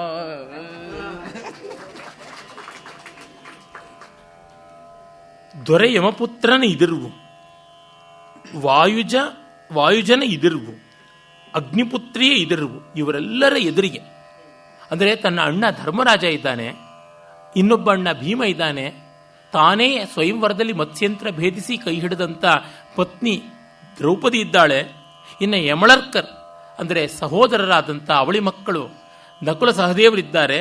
ಅವರೆಲ್ಲರ ಎದುರಿಗೆ, ಈ 5 ಜನರ ಎದುರಿಗೆ ಮತ್ಸ್ಯ ನಿವಾಸದಲ್ಲಿ, ಮತ್ಸ್ಯೇಂದ್ರನ ಭವನದಲ್ಲಿ ಮೈಗೆರೆದಿರೆ ಗಂಡುಗೆಟ್ಟು ಮೈವೆತ್ತ ನಪುಂಸಕತೆಯಿಂದ ಗಂಡುತನವನ್ನು ಬಿಟ್ಟು ಬಳೆದೊಟ್ಟು ಬೃಹನ್ನಳ ರೂಪದಿಂದ, ಬೃಹನ್ನಳ ನಾಮದಿಂದ, ಬೃಹನ್ನಡೆ ಅಂತೂ ಕೂಡ ಉಂಟು, ಪಂಪ ಬೃಹಂದಳೆ ಅಂತೂ ಕೂಡ ಬರೀತಾನೆ. ಆ ಪಾರ್ಥ ಇದ್ದನಲ್ಲ, ಅದು ರಂಭೆಯ ಶಾಪವೋ. ಪಂಪ ಭಾರತದಲ್ಲಿ ಪ್ರಾಯಶಃ ಜೈನ ಮೂಲಗಳಲ್ಲಿ ರಂಭೆ ಶಾಪ ಕೊಟ್ಟದ್ದು ಉರ್ವಶಿ ಅಲ್ಲ ಅಂತ ಉಂಟು. ವೈದಿಕ ಪರಂಪರೆಯಲ್ಲಿ ಉರ್ವಶಿ ಅಂತ ಉಂಟು. ಆದರೆ ಮಹಾಭಾರತದ ಪರಿಷ್ಕೃತ ಆವೃತ್ತಿಯಲ್ಲಿ ಈ ಒಂದು ಶಾಪದ ಪ್ರಸಂಗವೇ ಬರೋದಿಲ್ಲ, ಉರ್ವಶಿ ಪ್ರಕರಣವೇ ಇಲ್ಲ. ಕುಮಾರವ್ಯಾಸ ಭಾರತದಲ್ಲೆಲ್ಲ ತುಂಬ ರಮಣೀಯವಾದಂಥದ್ದು, ಆದರೆ ಅದು ಕಾಣಿಸೋದಿಲ್ಲ. ಹಾಗೆ ಸೌಗಂಧಿಕ ಪುಷ್ಪ ಪ್ರಸಂಗವೂ ಕಾಣಿಸತಕ್ಕಂಥದ್ದಲ್ಲ. ಬಹಳ ಸೊಗಸಾದ ಭಾಗಗಳು. ಪ್ರಕ್ಷೇಪ ಅಂತ ವಿದ್ವಾಂಸರ ತೀರ್ಮಾನ. ಪ್ರಕ್ಷೇಪವೋ ಅಲ್ಲವೋ ಬೇರೆ, ಆ ಆಕ್ಷೇಪ ಹಾಗಿರಲಿ, ರಸ ಉಂಟೇ ಇಲ್ಲವೇ ಅಂತ ನೋಡಬೇಕು. ಹಾಗೆ ಕಂಡಾಗ ರಸೋತ್ತರವಾದ ಸಂದರ್ಭಗಳು ಅವು ಅಂತ ಗೊತ್ತಾಗುತ್ತದೆ. ಅವನ ಪಾಪ ಹೊರತು ಅದು ಯಾರ ಶಾಪವೂ ಅಲ್ಲ ಅಂತ ಆ ವ್ಯಂಗ್ಯ, ಆ ಗೇಲಿ ಹಾಗೆ ಮಾಡ್ತಾನೆ. ಆಮೇಲೆ ಇನ್ನೂ ಹೇಳ್ತಾನೆ, ಇವನು ಏನೇನನ್ನೆಲ್ಲ ಮಾಡ್ತಾ ಇದ್ದಾನೆ ಅಂತಂದರೆ, ಅರ್ಜುನ ಯುದ್ಧದಲ್ಲಿ ಆದರೂ ನ್ಯಾಯವಾಗಿ ನಡ್ಕೊಂಡನ. ಇಷ್ಟೆಲ್ಲ ಸಾಕ್ಷಾತ್ ಮಹೇಶ್ವರನ ಒಲಿಸಿಕೊಂಡು ಆಯುಧವನ್ನು ಪಡ್ಕೊಂಡಂಥವನು, ಗುರುವಿಗೆ ತುಂಬ ಪ್ರೀತಮನಾದ ಶಿಷ್ಯ ಅಂತ ಆದವನು ಮಾಡಿದ್ದೇನು ಅಂತ ಹೇಳ್ತಾನೆ. ಗುರುವಂ ಪ್ರೋಜ್ಜ ಪ್ರವುಜ್ಜಿತ ಚಾಪನಂ ಗುರುವಂ ಪುಸಿದು ಕೊಂದ ಈ ಬೀರಮಂ ಭೀಷ್ಮರಂ ಶರಶಯ್ಯಾಗತರಂ ಕರುತ್ತು ಗುರಿಯಚ್ಚ ಆ ಪೊಚ್ಚರಂ ಕರ್ಣನಂ ವಿರಥಜ್ಜಾಯುಧಂ ಎನ್ನದೆ ಹೆಚ್ಚು ತಲೆಗೊಂಡ ಆ ಶೌರ್ಯಮಂ ಪಾಂಡುಪುತ್ರರೇ ಬಲ್ಲರ್ಮೆರೆಯಲ್ಕೆ ಸ್ವಾಗತದನಂ ಸುಯೋಧನಂ ಬಲ್ಲನೇ. ಏನು ವ್ಯಂಗ್ಯ ನೋಡಿ. ಗುರುವಂ ಪ್ರೋಜ್ಜಿತ ಚಾಪನಂ, ಶಸ್ತ್ರಸನ್ಯಾಸ ಮಾಡಿದ್ದ ಗುರುವನ್ನ ದೃಷ್ಟದ್ಯುಮ್ನ ಅವನು ಕೊಂದದ್ದು. ಆದರೆ ಆಗ ಸುಮ್ಮನೆ ಇದ್ದನಲ್ಲ ಅರ್ಜುನ ಅಂತ. ಸುಮ್ಮನೆ ಇರಲಿಲ್ಲ, ದೃಷ್ಟದ್ಯುಮ್ನ ಜೊತೆ ಬೇಕಾದಷ್ಟು ಕೋಲಾಹಲ ಮಾಡ್ದ. ಪುಸಿದು ಕೊಂದ ಬೀರಮಂ, ಇನ್ನು ಅವನನ್ನು ಸುಳ್ಳಾಡಿ ಕೊಲಿಸಿದಂಥ ಧರ್ಮಜ ಇರಬಹುದು, ಅದಕ್ಕೆ ಸೇರಿಕೊಂಡವನು ಪಾರ್ಟಿ ಆದವನು ಅರ್ಜುನ. ಭೀಷ್ಮರಂ ಶರಶೀಯಾಗತರಂ ಕರುತ್ತು ಗುರಿಯಚ್ಚಾಂ ಪಚ್ಚರಂ, ಇನ್ನ ಮಾಡಿದ ಅವನು ವಿಶೇಷ ಯಾವುದು? ಶರಶಯ್ಯಾಗತರಾಗಿ ಮಾಡಿದ ಭೀಷ್ಮರನ್ನ. ಆಗ ಅವರಿಗೆ ಗುರಿಯಿಟ್ಟು ಬಾಣ ಬಿಟ್ಟ. ಮುಂದೆ ಶಿಖಂಡಿಯನ್ನು ಇರಿಸಿಕೊಂಡು ಹಿಂದೆ ತಾನಿದ್ದು ಆ ಮೂಲಕವಾಗಿ ಬಾಣ ಇಟ್ಟು ನೋಡಿ ಕರುತ್ತು ಗುರಿಯನ್ನು ಹೆಚ್ಚು ಬಾಣ ಪ್ರಯೋಗ ಮಾಡದಂಥ ಪೊಚ್ಚರ ಪರಾಕ್ರಮ ಯಾವುದಿದೆ? ಕರ್ಣನಂ ವಿರಥ ಜಾ ಆಯುಧನನ್ನ. ರಥ ಇಲ್ಲ, ಇನ್ನ ಬಿಲ್ಲಿನ ಹೆದೆ ಕೂಡ ಕಿತ್ತೋಗಿದೆ, ಆಯುಧ ಇಲ್ಲ. ಅವನನ್ನು ಹೆಚ್ಚು ತಲೆಗೊಂಡ ಬಾಣ ಪ್ರಯೋಗ ಮಾಡಿ ಕತ್ತರಿಸಿದಂಥ ಶೌರ್ಯ ಈ ಪಾಂಡು ಪುತ್ರನಾದಂಥ ಅರ್ಜುನಂದು. ಇಂಥ ಪೌರುಷವನ್ನ ಇವರು ಮಾತ್ರ ಮಾಡಬಲ್ಲರು, ದುರ್ಯೋಧನಂಗೆ ಸಾಧ್ಯವಾ? ಅದು ನನಗಾಗೋಲ್ಲಪ್ಪ, ಅದು ಅವ್ರಿಗೆ ಮಾತ್ರ ಆಗುತ್ತದೆ, ತನಗಾಗೋದಿಲ್ಲ ಅಂತ. ತಿರುಪತಿ ಕವಿಗಳ ನಾಟಕದಲ್ಲಿ ಬರುತ್ತದೆ. ಶಕುನಿ ಹೇಳ್ತಾನೆ, ಪಾಂಡವರು ಸಕಲ ಕಲಾ ಕೋವಿದರಿರ್ಬೋದು, ವಿದ್ಯಾ ಕೋವಿದರಿರ್ಬೋದು, ಆದರೆ ಕೌರವರು ಕೂಡ ಬೇಕಾದಂತೆ ಎಲ್ಲವನ್ನೂ ಬಲ್ಲವರು, ಅಖಿಲ ವಿದ್ಯಾಪಾರಂಗತರು ಅಂತ. ಆ ತಕ್ಷಣವೇನೆ ಕೃಷ್ಣ ಹೌದು ಶತ್ರುಗಳ ಜೊತೆ ಅವರು ಯುದ್ಧಕ್ಕೆ ಬಂದರೆ ಶತ್ರುಗಳ ಕೈಯಲ್ಲಿ ಪಲಾಯನ ಶಾಸ್ತ್ರವನ್ನೂ ಪಠಿಸ್ತಕ್ಕಂಥ ರೀತಿಯಲ್ಲಿ ಮಾಡ್ತಾರೆ. ನೀವು ಶಾಸ್ತ್ರವನ್ನೆಲ್ಲ ಓದಿದ್ದೀರಿ ಕೌರವರು ಅಂತ ಹೇಳ್ತಿರಲ್ಲ, ಹೌದು, ಕೋದಂಡಗಳನ್ನು ಗದಾ ಗಾಂಡೀವಗಳನ್ನು ಧರಿಸಿದರೆ ಆ ಕೆಲಸವನ್ನೂ ಮಾಡ್ತಾರೆ ಅಂತ. ಯಾಕೆಂದರೆ ಮೊದಲು ಅವನು ಹೇಳಿರ್ತಾನೆ, ದುರ್ಯೋಧನ ನಾನು ಎಲ್ಲ ವಿಷಯದಲ್ಲೂ ಕೋವಿದ ಅಂದರೆ ಶಕುನಿ ಇಲ್ಲ, ಒಂದು ಪಾಕಶಾಸ್ತ್ರದಲ್ಲಿ ಮತ್ತೊಂದು ನಾಟ್ಯಶಾಸ್ತ್ರದಲ್ಲಿ ಅವರೇ ಸಾಟಿ, ಪಾಂಡವರಿಗೆ ನಾವಲ್ಲ ಅಂತ. ಹೀಗೆ ಅಜ್ಞಾತವಾಸದಲ್ಲಿ ಅವರಿದ್ದ ದೈನ್ಯ ಸ್ಥಿತಿಯನ್ನು ತಿವಿತಕ್ಕಂಥದ್ದು. ಬುದ್ಧಿ ಇತ್ತೋ, ಜಗಳ ಆಡಬೇಕು ಅನ್ನೋ ಮನಸ್ಸು ಪುರುಸೊತ್ತಿತ್ತೋ, ಎಷ್ಟೊತ್ತು ಬೇಕಾದರೂ ಗೇಲಿ ಮಾಡ್ತಾ ಕೂತ್ಕೊಳ್ಬೋದು, ಇನ್ನೇನೂ ಬೇಕಿಲ್ಲ. It is not a great thing. ಆದರೆ ಸತ್ಯ ತುಂಬ ದೊಡ್ಡದು. ಈ ಬಾಯಿಮಾತಿನ ಚಮತ್ಕಾರದಿಂದ ಸತ್ಯವನ್ನು ಮರೆಸತಕ್ಕಂಥದ್ದು ಎಂದೂ ಸಾಧ್ಯವಿಲ್ಲ. ಅದು ಗೊತ್ತು ಮಾಡಿಕೊಳ್ಬೇಕು. ಮುಂದೆ ಮತ್ತಷ್ಟು ಬೈತಾನೆ, ಪಾಂಡವರನ್ನು ಇನ್ನಷ್ಟು ಹಳೀತಾನೆ. ಸ್ವಕಂ ಇರ್ಕೆ ಅಕ್ಕಟ ದರ್ಭಪಾಣಿ ಯಮಜಂ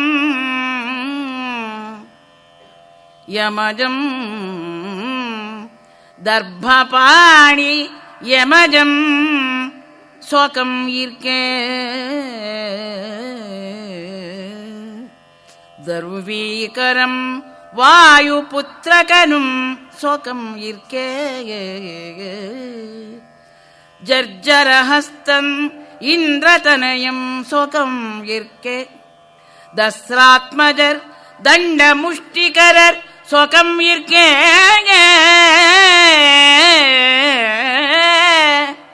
ಶಸ್ತ್ರ ವಿಡಂಬಂ ಏವುದು ಅವರ್ಗಂ ಪಾಂಚಾಲಿಯುಂ ಗಂಧದಾಯಕೀ ಪಾಂಚಾಲಿಯುಂ ಗಂಧದಾಯಕಿಯಾಗಿ ಇರ್ಪಿನಂ ಅಂದು ಮತ್ಸ್ಯಗೃಹದಿಂದ ಈ ನಿಗ್ರಹಂ ಪೊಲ್ಲದೆ. ಏನು ಅದ್ಭುತವಾದ ಮೋಹನ ಆವಾಗ ಹಾಡಿದ ಶುದ್ಧ ಧನ್ಯಾಸಿ, ಒಂದೊಂದು ಸೊಗಸು. ಸ್ವಕಮಿಕ್ಕರ್ಕಟ, ಸ್ವಕಂ ಅಂದ್ರೆ ಸುಖ ಅಂತ. ಆ ಸುಖ ಇವೆಲ್ಲ ಕೂಡ ಸುಖದ ತದ್ಭವಗಳೇ. ಸ್ವಕಮಿಕ್ಕರ್ಕಟ ದರ್ಭಪಾಣಿ ಯಮಜಂ, ಕಂಕಭಟ್ಟ ಅಂತ ದರ್ಭೆಯನ್ನು ಕೈನಲ್ಲಿ ಹಿಡಿದಿದ್ನಲ್ಲ ಆ ಧರ್ಮರಾಜ ಅವನು ಸುಖವಾಗಿರಲಿ. ದರ್ವೀಕರಂ, ದರ್ವಿ ಸೌಟನ್ನು ಕೈಯಲ್ಲಿ ಇಟ್ಕೊಂಡಂಥವನು. ದರ್ವೀಕರ ಅನ್ನೋದಕ್ಕೆ ಹಾವು ಅಂತ ಕೂಡ ಅರ್ಥ ಉಂಟು. ದರ್ವೀಕರ ಅಂತ ಅನ್ನೋದಕ್ಕೆ ಆ ಹೆಡೆ ಸೌಟಿನ ಆಕಾರದಲ್ಲಿ ಇರೋದ್ರಿಂದ ಆ ಹೆಸರು ಹಾವಿಗೆ ಬಂತು. ದರ್ವೀಕರಂ ವಾಯುಪುತ್ರಕನು, ಸೌಟನ್ನು ಹಿಡಿದ ಭೀಮ ಅವನು ಸುಖವಾಗಿರಲಿ. ಜರ್ಜರ ಹಸ್ತನ್, ನಾಟ್ಯಶಾಸ್ತ್ರದಲ್ಲಿ ಬರುತ್ತದೆ. ಮೊದಲಿಗೆ ರಂಗಪ್ರಯೋಗ ಮಾಡಬೇಕಾದ್ರೆ ಈಶಾನ್ಯ ಮೂಲೆಯಲ್ಲಿ ಜರ್ಜರ ಇಂದ್ರಧ್ವಜವನ್ನು ಸ್ಥಾಪನೆ ಮಾಡಬೇಕು. ಅದಕ್ಕೆ ಬ್ರಹ್ಮ, ವಿಷ್ಣು, ಮಹೇಶ್ವರ, ಸ್ಕಂದ, ಸರ್ಪ ಅಂತ 5 ಪರ್ವಗಳು, 5 ಮೆಟ್ಲುಗಳಿರುತ್ತವೆ. ಅದಕ್ಕೆ ಧ್ವಜಗಳೆಲ್ಲ ಬೇರೆ ಬೇರೆದ ಅಲಂಕಾರ ಮಾಡಿರ್ತಾರೆ. ಅದನ್ನು ಸ್ಥಾಪನೆ ಮಾಡಿ ಶಿರಸ್ತೆ ರಕ್ಷತು ಬ್ರಹ್ಮ ದ್ವಿತೀಯಂಚ ಜನಾರ್ದನ ಅಂತೆಲ್ಲ ಹೇಳಿಬಿಟ್ಟು ತ್ವಂ ಮಹೇಂದ್ರ ಪ್ರಹರಣ ಅಂತ ಸ್ತೋತ್ರ ಮಾಡಬೇಕು ಅಂತೆಲ್ಲ ಬರ್ತದೆ. ನಾಟ್ಯಾಚಾರ್ಯನಾಗಿದ್ದರೆ ಜರ್ಜರ ಸ್ಥಾಪನ ಮಾಡೋದು, ದಿಕ್ಪಾಲಕ ಪೂಜೆ, ಮಧ್ಯದಲ್ಲಿ ಬ್ರಹ್ಮಬಲಿ ಅಂತ ಹೀಗೆಲ್ಲ ಕೊಡುವುದು ಉಂಟು. ಅದನ್ನೆಲ್ಲ ಮಾಡ್ತಾ ಇರಲಿ. ಗಾಂಡೀವದ ಜಾಗದಲ್ಲಿ ಜರ್ಜರ ಬಂತು, ಗದೆಯ ಜಾಗದಲ್ಲಿ ದೊಡ್ಡ ಸೌಟು ಬಂತು. ಇನ್ನು ಧರ್ಮರಾಜನಿಗೆ ಎಂದೂ ಯಾವುದೂ ಆಯುಧ ಇಲ್ಲ. ಇದ್ರೆ ಶಕ್ತಿ ಆಯುಧ ಅಂತಾರೆ, ನಿಶಕ್ತನಿಗೆ ಎಂಥ ಆಯುಧ? ದರ್ಭೆನೇ ಆಯುಧ ಅಷ್ಟೇ. ಇನ್ನು ದಸರಾ ಅಂದರೆ ಅಶ್ವಿನಿಗಳು ಅಂತ. ನಾಸತ್ಯವು ದಸರಾವ್ ಅಶ್ವಿನವು ಅಂತೆಲ್ಲ ಹೇಳ್ತಾರೆ. ದಸರಾತ್ಮಜರ್, ಅಶ್ವಿನಿಗಳ ಮಕ್ಕಳು ನಕುಲ ಸಹದೇವರು ದಂಡ ಮುಷ್ಟಿಕರ್, ದಂಡವನ್ನು ಕೈನಲ್ಲಿ ಹಿಡಿದಂಥವರಾಗಿರ್ತಾರೆ. ಒಂದು ಕುದುರೆಯನ್ನು ಪಳಗಿಸೋಕ್ಕೆ, ಇನ್ನೊಂದು ದನವನ್ನು ಅಂಕೆಯಲ್ಲಿಡೋಕ್ಕೆ. ಶಸ್ತ್ರ ವಿಡಂಬಂ ಏವುದೋ ವರ್ಗಂ, ಅವರಿಗೆ ಆಯುಧ ಯಾಕೆ ಬೇಕು? ಅದೆಲ್ಲ ವಿಡಂಬನೆ. ಇನ್ನು ಪಾಂಚಾಲಿ ಗಂಧದಾಯಕಿಯಾಗಿ, ಸೈರಂಧ್ರಿಯಾಗಿ ಕೇಶ ಸಂಸ್ಕಾರಾದಿಗಳನ್ನು ಮಾಡೋದಕ್ಕೆ ಅಂಗಲೇಪನ, ಅನುಲೇಪನ, ಅಂಗರಾಗಾದಿಗಳನ್ನು ತಂದು ಕೊಡೋಕ್ಕಿರಬೇಕು. ಇನ್ನು ಮತ್ಸ್ಯಗೃಹದಲ್ಲಿ ಹಾಗಿದ್ದಾಗ ನಿಗ್ರಹಂ ಪೊಲ್ಲದೆ ಅವರನ್ನು ಗೆಲ್ಲೋದೇನು, ಅವ್ರನ್ನ ಬಡಿಯೋದೇನು, ಇವೆಲ್ಲ ನಮಗೆ ಅವಮಾನ ಅಂತ. ಅಜ್ಞಾತವಾಸ ಮಾಡಬೇಕು ಅನ್ನೋದು ಕರಾರಿತ್ತು, ಅದಕ್ಕೆ ಮಾಡಿದರು. ಅದನ್ನು ಇವನು ಒಪ್ಪೋದಕ್ಕೆ ತಯಾರಿಲ್ಲ. ಮತ್ತೆ ಸಭಾಪರ್ವಕ್ಕೆ ಹೊರಟೋಗ್ತಾನೆ. ಉದ್ಯೋಗ ಪರ್ವದಿಂದ ಹಿಂದೆ ವಿರಾಟ ಪರ್ವಕ್ಕೆ ಬಂದ, ವಿರಾಟ ಪರ್ವದಿಂದ ಹಿಂದೆ ಸಭಾಪರ್ವಕ್ಕೆ ಬರ್ತಾನೆ. ಸಭಾಪರ್ವದಲ್ಲಿ ಅವರು ಆ ಪಾಂಚಾಲಿಗೆ ಅಪಮಾನ ಆಗ್ತಾ ಇದ್ದಾಗ ಏನು ಕಿಸೀತಾ ಇದ್ರು ಅಂತ ಹೇಳ್ತಾನೆ.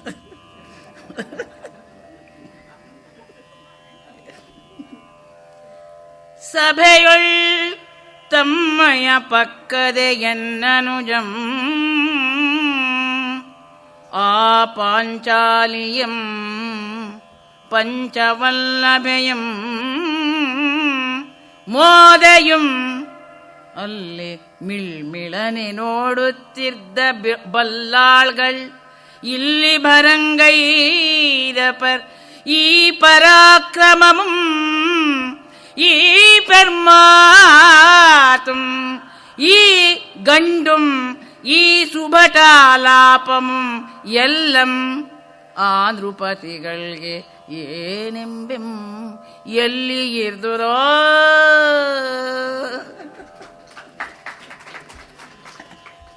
ಆ ಭೇರಿ ರಾಗ ತುಂಬ ಸೊಗಸಾದದ್ದು. ಅದರೊಳಗೆ ಮತ್ತೆ ಮೂದಲೆ, ಎಲ್ಲ ರಾಗವನ್ನು ಮೂದಲೆಗೆ ಬಳಸ್ಕೊಳ್ತಾ ಇದ್ದಾನೆ. ಅವನಿಗೆ ಪಾಪ ರಾಗಗಳ ಬಗ್ಗೆ ವೈರಾಗ್ಯವೇ ಇಲ್ಲ. ಸಭೆಯೋಳ್ ತಮ್ಮಯ ಪಕ್ಕದ ಅನುಜನ್, ನನ್ನ ತಮ್ಮ ದುಶ್ಯಾಸನ ಪಾಂಚಾಲಿಯನ್ನ ಪಂಚವಲ್ಲಭೆ, ಅಲ್ಲಿ ಮತ್ತೆ ತಿವಿತ ಗೇಲಿ, ಅವಳು ಬಹುಪತಿವ್ರತೆ, ಬರೀ ಪತಿವ್ರತೆ ಅಲ್ಲ. ಮೋದೆಯು ಒದ್ದು ಕರ್ಕೊಂಡು ಬಂದಾಗ ಮಿಳ್ಮಿಳನೆ ನೋಡುತ್ತಿರ್ತಾರೆ, ಕಣ್ಣು ಮಿಟಕಿಸದೆ ನೋಡ್ತಾ ಇದ್ರು. ನಾನೆಲ್ಲ ಗಂಧರ್ವ ಅನ್ನುವಂತೆ ನೋಡ್ತಾ ಇದ್ರಲ್ಲ ಬಲ್ಲಾಳ್ಗಳ್ ಇಲ್ಲಿ ಭರಂಗೈದ ಈಗ ಯುದ್ಧದಲ್ಲಿ ಅವರಿಗೆ ಪರಾಕ್ರಮ ಶೌರ್ಯ ಇಲ್ಲ. ಅಂದು ಏನಾಯಿತು ಅಂತ ಈ ಪ್ರೆಸಿಡೆನ್ಸನ್ನು ಇಟ್ಕೊಂಡು ಮಾತಾಡೋದು ಎಲ್ಲ ಕಡೆಯಲ್ಲಿ ಉಂಟು. ಆವತ್ತ್ಯಾಕೆ ಸುಮ್ಮನಿದ್ರಿ, ಈಗ ಯಾಕೆ ಮತ್ತೆ ಗಲಾಟೆ ಮಾಡ್ತೀರ? ಲೆಫ್ಟಿಸ್ಟ್ ಯುಕ್ತಿ. ಅಂದು ಬುದ್ಧಿಗೆಟ್ಟಿದ್ವಿ, ಇಂದು ಬುದ್ಧಿ ಬಂದಿದೆ ಅಂತ ಅನ್ನಬೇಕಷ್ಟೇ, ಇನ್ನೇನೂ ಇಲ್ಲ. ಕಡೆಗೆ ಬಲವೇ ಎಲ್ಲ ಕಡೆಯಲ್ಲೂ ಮಾತಾಡಿಸ್ತಕ್ಕಂಥದ್ದು, ಮತ್ತಾವುದೂ ಅಲ್ಲ. ಈ ಪರಾಕ್ರಮಂ, ಈ ಪೆರ್ಮಾತುಂ, ದೊಡ್ಡ ದೊಡ್ಡ ಮಾತುಗಳನ್ನು ಆಡ್ತಾರಲ್ಲ, ಈ ಗಂಡುಂ, ಈ ಶೌರ್ಯ, ಇವೆಲ್ಲ ಕೂಡ ಸುಭಟಾಲಾಪಮಂ, ಈ ವೀರಾಲಾಪಗಳೆಲ್ಲವೂ ಈ ನೃಪತಿಗಳಿಗೆ ಎಲ್ಲಿರ್ದುದೋ, ಈ ಮಹಾರಾಜರು ಈ ಭೂಪರಿಗೆ ಎಲ್ಲಿ ಹೋಗಿತ್ತು ಅವತ್ತು, ಈಗ ಮಾತ್ರ ಬಾಯಿ ಬಂದಿದೆ. ಅಲ್ಲೆಲ್ಲರೂ ಬೆಲ್ಲ ಜಜ್ಜಿದ ಕಲ್ಲಿನಂತೆ ಮೂಲೆಯಲ್ಲಿ ಕೂತಿದ್ರಲ್ಲ, ಏನಾಯಿತು ಅಂತ ಹೇಳ್ತಾನೆ. ಆಮೇಲೆ ಇನ್ನೂ ಗೇಲಿ ಮಾಡಿ ಹೇಳ್ತಾನೆ, ಪವನಂಗೆ ಪುಟ್ಟಿದಂ ರಾಘವನ ಅಣುಗಣಾಳ್ ತ್ರಿನಯನಾಂಶಂ ಎನಿಸುವ ಪಾಂಡವ ಕೇತು ದಂಡದೊಳ್ ನೆಲೆಸುವುದು ಆವ ಅಗ್ಗಳಿಕೆ ಕಪಿಗೆ ಚಪಲತೆ ಸಹಜಂ. ಇವರನ್ನು ಬೈಯದ್ದಲ್ಲದೆ ಧ್ವಜದಲ್ಲಿರ್ತಕ್ಕಂಥ ಹನುಮಂತನ್ನು ಬೈತಾನೆ. ಏನು ಮುಂದೆ ರುದ್ರಾಂಶನಂತೆ ಭವಿಷ್ಯತ್ ಬ್ರಹ್ಮನಂತೆ ಅವೆಲ್ಲ ಹನುಮಂತಂದು ಕೋಲಾಹಲ ಇರಲಿ, ರಾಮನ ಬಂಟನಂತೆ ಈ ಧ್ವಜದಲ್ಲಿರೋದು ದೊಡ್ಡದ, ಕಪಿಗೆ ಚಪಲತೆ, ಮರದಿಂದ ಕೊಂಬೆಗೆ, ಕೊಂಬೆಯಿಂದ ರೆಂಬೆಗೆ, ರೆಂಬೆಯಿಂದ ರಥಕ್ಕೆ, ರಥದಿಂದ ರಥದ ಧ್ವಜಕ್ಕೆ ಬರುತ್ತೆ. ಒಂದು ಕ್ಷಣ ಕೂತಿರುತ್ತೆ, ಮತ್ತೆ ಅಲ್ಲಿಂದ ಚೀತ್ಕಾರ ಮಾಡ್ಕೊಂಡು ಇಲ್ಲೆಲ್ಲೋ ಹಣ್ಣು ಹಂಪಲಕೊಂಡು ಹೋಗುತ್ತೆ. ಅದೊಂದು ದೊಡ್ಡ ಸಂಗತಿನಾ ಅಂತ ಹೇಳಿ, ಇನ್ನ ಪುರುಷರ್ ಮೂವರೊಳ್ ವರ್ವನೆಂಬ ಅಸುರ ಪ್ರಧ್ವಂಸಿ ಎಂಬರ್, ತ್ರೈಪುರುಷರಲ್ಲಿ ತ್ರಿಮೂರ್ತಿಗಳಲ್ಲಿ ಒಬ್ಬ ಅಂತ ಅಸುರ ಪ್ರಧ್ವಂಸಿಯಂನ ಜಗದ್ಗುರುವೆಂಬರ್, ಹೀಗೆಲ್ಲ ಹೇಳ್ತಾರಲ್ಲ ಕೃಷ್ಣನನ್ನ. ಅವನು ಮಾಡಿದ್ದೇನು ಅಂತ ಪಾಂಡವ ಪ್ರತಿಷ್ಠಾಪನಾಚಾರ್ಯನಾದ ಕೃಷ್ಣನನ್ನು ಬಯ್ಯೋಕೆ ತೊಡಗುತ್ತಾನೆ. ಅನಿಮೇಷಾದ್ಯವತಾರಂ ತನಗಾಗೆ ದಶಾವತಾರಂ ತನಗಾಗೆ ಅನಿತರೊಳ್ಗಿರದೆ ಅರ್ಜುನನ ರಥಂ ಎತಗಿ ಪನ್ನೊಂದನೆಯದು ಸೂತಾವತಾರಂ ಹರಿಗೆ ಆಯ್ತೆ ಹರಿಗೆ ಅನಿಮೇಷಾದ್ಯವತಾರಂ ದಶಾವತಾರಂ ತನಗೆ ಆಗಿ ಅನಿತರೊಳ್ಗಿರದೆ ಸೂತಾವತಾರಂ ಪನ್ನೊಂದನೆಯದು ಆಯ್ತೆ ಹರಿಗೆ ಅರ್ಜುನನ ರಥಂ ಎತಗಿ ಆಯ್ತೆ ಆಯ್ತೆ ಹರಿಗೆ. ನೋಡಿ ಎಲ್ಲೆಲ್ಲಿಗೆ ಹೋಗುತ್ತದೆ ಅಂತಂದ್ರೆ, ಅವರು ಪರವಾಗಿರೋರನ್ನು ಎಲ್ಲರನ್ನೂ ಕುಲಕೋಟಿಗಳನ್ನು ಉದ್ಧಾರ ಮಾಡೋವರೆಗೂ ಆಗುತ್ತದೆ. ಮಹಾವಿಷ್ಣು ದಶಾವತಾರಿ ಅಂತ ಪ್ರಖ್ಯಾತ, 24 ಅವತಾರ ಅಂತ, ಅನಂತ ವೈಭವ, ಅನಂತ ಅವತಾರಗಳು, ಅದಕ್ಕೆ ಕೊನೆ ಮೊದಲಿಲ್ಲ ಅಂತ ಭಕ್ತಿಯ ದೃಷ್ಟಿಯಿಂದ ನಾವು ಹೇಳ್ತೀವಿ. ಇವನು ಹೇಳ್ತಾನೆ ಅನಿಮೇಷಾದ್ಯವತಾರಂ ತನಗಾಗಿ. ಅನಿಮೇಷ ಅಂದರೆ ಮೀನು, ಎವೆ ಇಕ್ಕದೇ ಇರುತ್ತದೆ, ಅದಕ್ಕೆ ಕಣ್ರೆಪ್ಪೆಯೇ ಇಲ್ಲ ಅಂತ. ವಸ್ತುತಃ ಶಾಸ್ತ್ರಜ್ಞರು ಅದನ್ನು ಬಲ್ಲಂತ ಆ ಮತ್ಸ್ಯಶಾಸ್ತ್ರಜ್ಞರೆಲ್ಲ ಹೇಳ್ತಾರೆ, ಅದರ ಕಣ್ರೆಪ್ಪೆಯ ಪಾರದರ್ಶಕವಾಗಿ ಕಣ್ಣನ್ನು ಮುಚ್ಚಿಕೊಂಡಿರುತ್ತದೆ ಅಂತ. ಹಾಗಿದ್ದು ನಮಗೆ ಗೊತ್ತಾಗೋದಿಲ್ಲ. ಅನಿಮೇಷಾದ್ಯವತಾರಂ ತನಗಾಗಿ. ದೇವತೆಗಳು ಅನಿಮೇಷರು, ಅವರು ರೆಪ್ಪೆ ಮಿಟಿಕ್ಸೋಲ್ಲ. ನಿಮೇಷ ಅಂದರೆ ರೆಪ್ಪೆ ಮಿಟಿಕ್ಸೋತ್ತಾನೆ. ಈ ಎಲ್ಲ ಮತ್ಸ್ಯಕೂರ್ಮ ವರಾಹಾದಿ ದಶಾವತಾರಗಳನ್ನು ತಾಳಿದಂಥವನು ಅರ್ಜುನನ ರಥ ಮೆಸಗಿ, ಅರ್ಜುನನ ರಥಕ್ಕಾಗಿ 11ನೇದು ಸೂತಾವತಾರಮಾಯಿತೆ. ಇನ್ನೊಂದು ಸೂತಾವತಾರ, ಬಂಡಿಯ ಬೋವನಾಗುವ ಸಾರಥಿಯಾಗುವ ಅವತಾರವೂ ಅವನಿಗೆ ಬೇಕಾಯಿತೆ. ಸೂತತ್ವ ಅನ್ನೋದಿಷ್ಟು ಕೀಳು ಅಂತ ದುರ್ಯೋಧನ ಹೇಳ್ತಾನೆ. ಆ ಸೂತನ್ನ ಹೊಸ್ಕೊಂಡು ತಿರುಗ್ತಾ ಇದ್ನಲ್ಲ, ಹಾಡಿ ತಣಿಯನು, ನೋಡಿ ತಣಿಯನು, ಮಾಡಿ ತಣಿಯನು, ತಿಂದು ತೇಗಿ ತಣಿಯನು, ಎಷ್ಟು ಬೇಕಾದ್ರೂ ತಣಿಯನು ಅಂತ. ಬೇರೊಬ್ಬರು ಅದನ್ನು ಮಾಡಿದಾಗ ಹಾಗೆ ಅತ್ತೆ ಒಡೆದ ಜಾಡಿಗೆ ಬೆಲೆ ಇಲ್ಲ ಅನ್ನೋದು ಮತ್ತೆ ಮತ್ತೆ ಬರ್ತಾ ಇರ್ತದೆ ಸತ್ಯ. ಒಟ್ಟು ಹರಿಗಾಯ್ತೆ ಅಂತ. ಆ ಹರಿ ಅನ್ನೋದ್ರೊಳಗೂ ಒಂದು ತಿವಿತ ಇದೆ. ಹರಿ ಅನ್ನೋದಕ್ಕೆ ಇರುವ 15 ಅರ್ಥಗಳಲ್ಲಿ ಕಪಿ ಅಂತ ಒಂದರ್ಥ, ಕುದುರೆ ಅಂತ ಒಂದರ್ಥ ಎಲ್ಲ ಇದೆ, ಕಪ್ಪೆ ಅಂತ ಕೂಡ ಒಂದರ್ಥ ಇದೆ. ಹೀಗಾಗಿ ಆ ನಿಕೃಷ್ಟತೆ ಅವನಿಗೂ ಬಂತಲ್ಲ ಅಂತ ಹೇಳ್ತಾನೆ. ಆಗ ಅದೆಲ್ಲ ಇರ್ಲಪ್ಪ, ಈ ಹೊತ್ತಿನ ನಿನ್ನ ಸ್ಥಿತಿ ಏನಾಗಿದೆ ಅಂತ ಸಂಜಯ ಮತ್ತೆ ಪಲ್ಲವಿಗೆ ಬರ್ತಾನೆ. ಭಯಂಕರವಾದ ವಿಸ್ತಾರದ ಈ ಒಂದು ತನಿಯ ಆವರ್ತನ ಆಗಿದೆ. ಹಾಗಾದ ಮೇಲೆ ಸವಾಲ್ ಜವಾಬ್, ತಾನಗಳ ಮೇಲೆ ತಾನಗಳು ಹೋದಾಗ ಅವನು ಹೇಳ್ತಾನೆ, ಕಟ್ಟ ಕಡೆಗೆ ನೀನು ಯುದ್ಧದಲ್ಲಿ ಸಾಧಿಸಿದ್ದೇನು? ಅವ್ರನ್ನ ಬೈದದ್ದಷ್ಟೇ ಆಯಿತು, ಇನ್ನು ಬಾಯಿ ಮೊಣಗ್ತಾ ಇದೆ, ಕುಡಿಯೋದಕ್ಕೆ ಒಳ್ಳೆ ನೀರು ಕೊಡ್ತಕ್ಕಂಥ ಒಬ್ಬ ಬಂಟ ಇಲ್ಲ, ಬೇಯ್ತಾ ಇರುವ ತಲೆಗೆ ಒಂದು ಛತ್ರ ಹಿಡಿಯುವ ಬಂಟ ಯಾರೂ ಇಲ್ಲ, ಹದ್ದು ಕಾಗಿಗಳು ಸುಳಿದಾಡಿ ಆ ರೆಕ್ಕೆಗಳೇ ನಿನಗೆ ಕ್ಷಣಕಾಲದ ಕ್ಷಣಿಕ ಛತ್ರಗಳಾಗಬೇಕಲ್ಲದೆ ಮತ್ಯಾವುದೂ ಇಲ್ಲ, ನಿನ್ನ ತಲೆ ಮೇಲೆ ಎಂದು ಕೂತು ಕುಕ್ಕೇವಾ ನಿನ್ನ ಕಣ್ಣನ್ನ ಅಂತ ಹುಡುಕಾಡ್ತಿರುವಂತೆ ತೋರುತ್ತದೆ. ಪ್ರತಿಕೂಲ ದೈವ ನೀನು ಅಂತ ಹೇಳ್ತಾನೆ. ಪ್ರತಿಕೂಲ ದೈವನೇ ದುರ್ಯೋಧನ ನೀ ಪ್ರತಿಕೂಲ ದೈವನೇ ಪ್ರತಿ ನೃಪರ್ ಅನುಕೂಲ ದೈವರ್ ಅಸಹಾಯನೇ ನೀ ಪ್ರತಿ ನೃಪರ್ ಅಸಹಾಯರ್ ನೀಂ ಪ್ರತಿಬಲನ್ ಅದರಿಂದ ಅನರ್ಥಕಂ ವಾಕ್ಯಾರ್ಥಂ.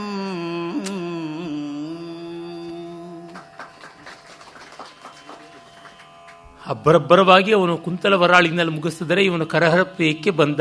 ಪ್ರತಿಕೂಲ ದೈವನಪ್ಪ ನೀನು, ನಿನಗೆ ವಿಧಿ ವಕ್ರವಾಗಿದೆ. ವಕ್ರೇ ವಿಧೌ ಶಿರಸಿ ಸ್ಥಿತೇ ಕಿಂಕುರ್ಯಾತ್ ಶಂಕರೋಪಿ ಭಿಕ್ಷಾ ಯಾಚಕ ಅಂತ ವಕ್ರನಾಗಿ ಚಂದ್ರ ವಿಧೌ ವಕ್ರೆ ಅಂದರೆ ವಿಧು ಮತ್ತು ವಿಧಿ ಎರಡು ಶಬ್ದಗಳು ಬೇರೆ ಬೇರೆಯವಾದರೂ ಬೇರೆ ಬೇರೆ ಅರ್ಥ ಆದರೂ ವಿಧಿ ಅಂದರೆ ನಮಗೆಲ್ಲ ಗೊತ್ತಿರತಕ್ಕಂಥದ್ದು, ಎಲ್ಲರ ಲಲಾಟ ಲಿಖಿತವನ್ನು ಬರೀತಕ್ಕಂಥ ಬ್ರಹ್ಮ, ಫೇಟ್ ಅಂತ ಕರಿತೀವಿ. ವಿಧು ಅಂದರೆ ಚಂದ್ರ. ವಕ್ರೇ ವಿಧೌ ಸ್ಥಿತೇ ಶಿರಸಿ, ವಕ್ರವಾಗಿ ವಿಧಿ ಕೂತಿದ್ದಾಗ ತಲೆ ಮೇಲೆ ಅಂತ ಒಂದರ್ಥ. ಬಾಲೆಂದು ವಕ್ರ ವಿಧು, ಅವನು ಕೂತಿದ್ದಾಗ ಈಶ್ವರನಂತವನು, ಅವನಿಂದ ಬರತಕ್ಕಂಥದ್ದು ಐಶ್ವರ್ಯ, ಅವನೂ ಕೂಡ ಭಿಕ್ಷೆ ಎತ್ತಬೇಕಾಗುತ್ತದೆ. ಹಾಗಾಗಿ ಪ್ರತಿಕೂಲ ದೈವನೇ ನೀಂ ಪ್ರತಿನೃಪರ ಅನುಕೂಲ ದೈವರ್. ಇನ್ನು ನಿನ್ನ ಎದುರಾಳಿಗಳು ಪಾಂಡವರು ಅನುಕೂಲ ದೈವರ್, ದೈವ ಅವರಿಗೆ ಒಲಿದಿತ್ತು ಅಂತ.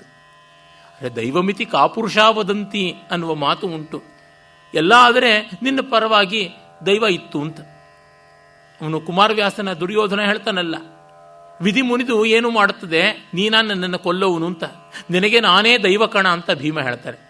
ವಿಧಿಯ ಟಿಪ್ಪಣ ಬರೆದು ಆಯುಷ್ಯ ತೀರುತ್ತದೆ, ವಿಧಿ ಬರೆದು ಮುಗಿಸ್ಬೇಕು, ನೀನೆಲ್ಲ ಕೊಲ್ಲವನು ಅಂದರೆ ನಿನಗೆ ನಾನೇ ವಿಧಿಯಾಗಿ ಕೂತಿದ್ದೀನಿ, ಈಗಲೇ ಕೊಲ್ತೀನಿ ನೋಡು ಅಂತ. ಹಾಗೆ ಸಮಾಧಾನ ಮಾಡೋದಕ್ಕೆ ವಿಧಿ ವಕ್ರಿಸಿದೆ ಬಿಡಿ ಅಂತಂತೀವಿ. ಇವೆಲ್ಲ ಬೇಕು. ಆ ಕಾಲಕ್ಕೆ ಕುಗ್ಗಿದ ಮನಸ್ಸಿಗೆ ಒಂದಿಷ್ಟು ಪುಷ್ಟಿ ತುಷ್ಟಿ ಬರೋದಕ್ಕೆ ಬೇಕು. ಪ್ರತಿನೃಪರ ಸಹಾಯರ್, ಅವರು ಅಸಹಾಯ ವಿಕ್ರಮರು, ಅಪಾರವಾದ ಶಕ್ತಿ ಸಂಪನ್ನರು. ನೀಂ ಪ್ರತಿಬಲನ್, ಅವರಿಗೆ ನೀನು ವಿರೋಧ ಮಾಡಿಕೊಂಡು ದುರ್ಬಲನಾಗಿದ್ದೀಯಾ.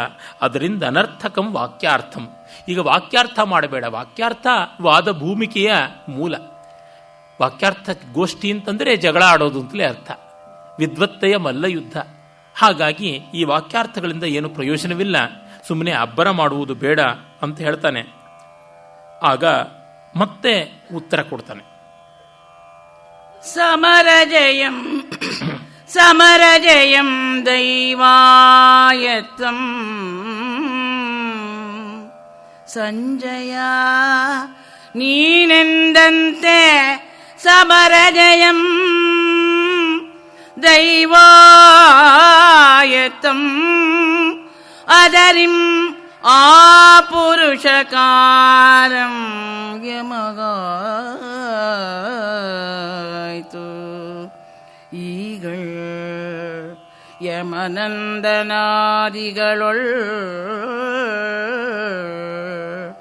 ಒಂದೇ ಮೈಯೊಳ್ ಆಂತು ಇರಿವೆಂ ಎನ್ನ ಛಲಮಂ ಮೆರೆವೆಂ. ಛಲ ಅಂದರೆ ದುರ್ಯೋಧನ. ಪಂಪ ಅಂತೂ ಹೇಳಿಬಿಟ್ಟಿದ್ದಾನೆ, ಛಲದೊಳು ದುರ್ಯೋಧನಂ ಅಂತ. ಸಂಸ್ಕೃತದಲ್ಲಿ ಛಲ ಅನ್ನೋದಕ್ಕೆ ವಂಚನೆ ಅಂತ ಅರ್ಥ. ಕನ್ನಡದಲ್ಲಿ ಮಾತ್ರ ಹಠಮಾರಿತನದ ಶೌರ್ಯ ಅಂತ ಒಂದು ಗುಣಾತ್ಮಕವಾದ ಅರ್ಥ ಇದೆ. ಸಂಸ್ಕೃತದಲ್ಲಿ ದೋಷಾತ್ಮಕವಾದ ಅರ್ಥವೇ ಅಲ್ಲಿರ್ತಕ್ಕಂಥದ್ದು. ಸಮರಜಯಂ ದೈವಾಯತ್ತಂ, ಯುದ್ಧದಲ್ಲಿ ಗೆಲ್ಲುವುದು ಸೋಲುವುದು ದೈವಕ್ಕೆ ಸಂಬಂಧಪಟ್ಟಿದ್ದು. ಈ ಮಾತನ್ನು ಈಗ ಹೇಳ್ತಾ ಇದ್ದಾನೆ, ಏಕಾಕಿಯಾಗಿ ಅಷ್ಟು ಜನಕ್ಕೂ ಪಿಂಡ ಹಾಕೋಕೆ ಮಾತ್ರ ನಿಂತವನು ಹೇಳ್ತಾ ಇದ್ದಾನೆ. ಎಷ್ಟು ದುಷ್ಟ ನೋಡಿ. ಪುರುಷಕಾರಂ ಯಮಗಾಯಿತು. ಪುರುಷಕಾರ ಅಂತಂದರೆ ವ್ಯಕ್ತಿಗಳಾಗಿ ನಾವು ಮಾಡ್ತಕ್ಕಂಥದ್ದು. ಮಾನುಷ ಅಂತ ಯಾವುದಿದೆ ಅದು ಪುರುಷಕಾರ. ನಮ್ಮ ಕೈ ಮೀರಿದ್ದು ದೈವ ಅಂತ. ಯಮನಂದನಾದಿಗಳೊಳ್ ಒಂದೇ ಮೈಯೊಳ್ ಆಂತಿರವು ಎನ್ನ ಚಲಮಂ ಮೆರೆವೆ. ಪುರುಷಕಾರ ದೈವ, ಅವೆರಡೊಳಗೆ ಅವರಲ್ಲಿ ದೈವ ಇದೆ, ನನ್ನಲ್ಲಿ ಪುರುಷಕಾರ ಇದೆ. ನಾನು ಪ್ರಯತ್ನ ಪಟ್ಟೆ, ಅವರು ಪ್ರಯತ್ನ ಪಟ್ಟಿಲ್ಲ ಅಂತ. ಯಾವ ಮಾತನ್ನು ಹೇಳ್ತಾ ಇದ್ದಾನೆ? ರಾಹುಲ್ ಗಾಂಧಿ ಮಾತಿನಂತೆ ಇದೆ ನೋಡಿದರೆ. ಎನ್ನ ಚಲವಂ ಮೆರೆವೆಂ, ನಾನು ಛಲವನ್ನು ಮೆರೀತೀನಿ ಅಂತ. ಎಲ್ಲಿ ಮೆರೆಯೋದು, ಏನು ಮಾಡುವುದು? ಆದರೆ ಹಠಮಾರಿತನ ದುಷ್ಟತನ ಬಿಟ್ಟೇ ಹೋಗಲಿಲ್ಲ. ಹೀಗೆ ನೋಡಿದಾಗ ಕೆಲವರಿಗೆ ಯಾವುದೋ ಒಂದು ರೀತಿಯಾಗಿ ಹುಚ್ಚು ಕೆರಳುತ್ತದೆ ಅಹಂಕಾರ. ಅವರಿಗೆ ಪ್ರಶ್ರಯ ಬರೋದೇ ಇಲ್ಲ. ಮುರಿದಾದರೂ ಮುರಿದೇನೋ ಮಣಿಯೋಲ್ಲ ಅಂತ.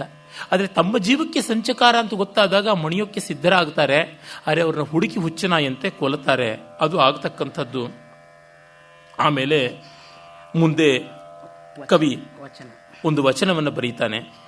ಎಂದರಿದು ಮೌನಂ ಸರ್ವಾರ್ಥ ಸಾಧನಂ ಎಂಬುದು ಈತಂಗೆ ಅನುಕೂಲ ವೃತ್ತಿಯುಂ ಸ್ವಚ್ಛಂದಾನು ವೃತ್ತಿಯುಂ ಆಗಿನೆಗಳ್ದು ಎಂತುಂ ಆರಾಧ್ಯಂ ನ ಪ್ರಕೋಪಯೇತೆಂದು ಮೌನಂಗೊಂಡು ಸಂಜಯಂ ಕಿರಿದು ಬೇಗಂ ಗಿರ್ದು ಫಣಿರಾಜಕೇತನಂ ಯುದ್ಧ ಸನ್ನದ್ಧನಾಗಿ ನಡೆವುದಂ ಕಂಡು ಮತ್ತಂ ಆ ಸಂಜಯಂ ನಿಸರ್ಗಮೂರ್ಖನುಂ ಸ್ವಭಾವ ದೃಢನುಂ ಸ್ವಾಮಿ ಹಿತನುಂ ಅಪ್ಪುದರಿಂದ ಇರಲಾರದೆ.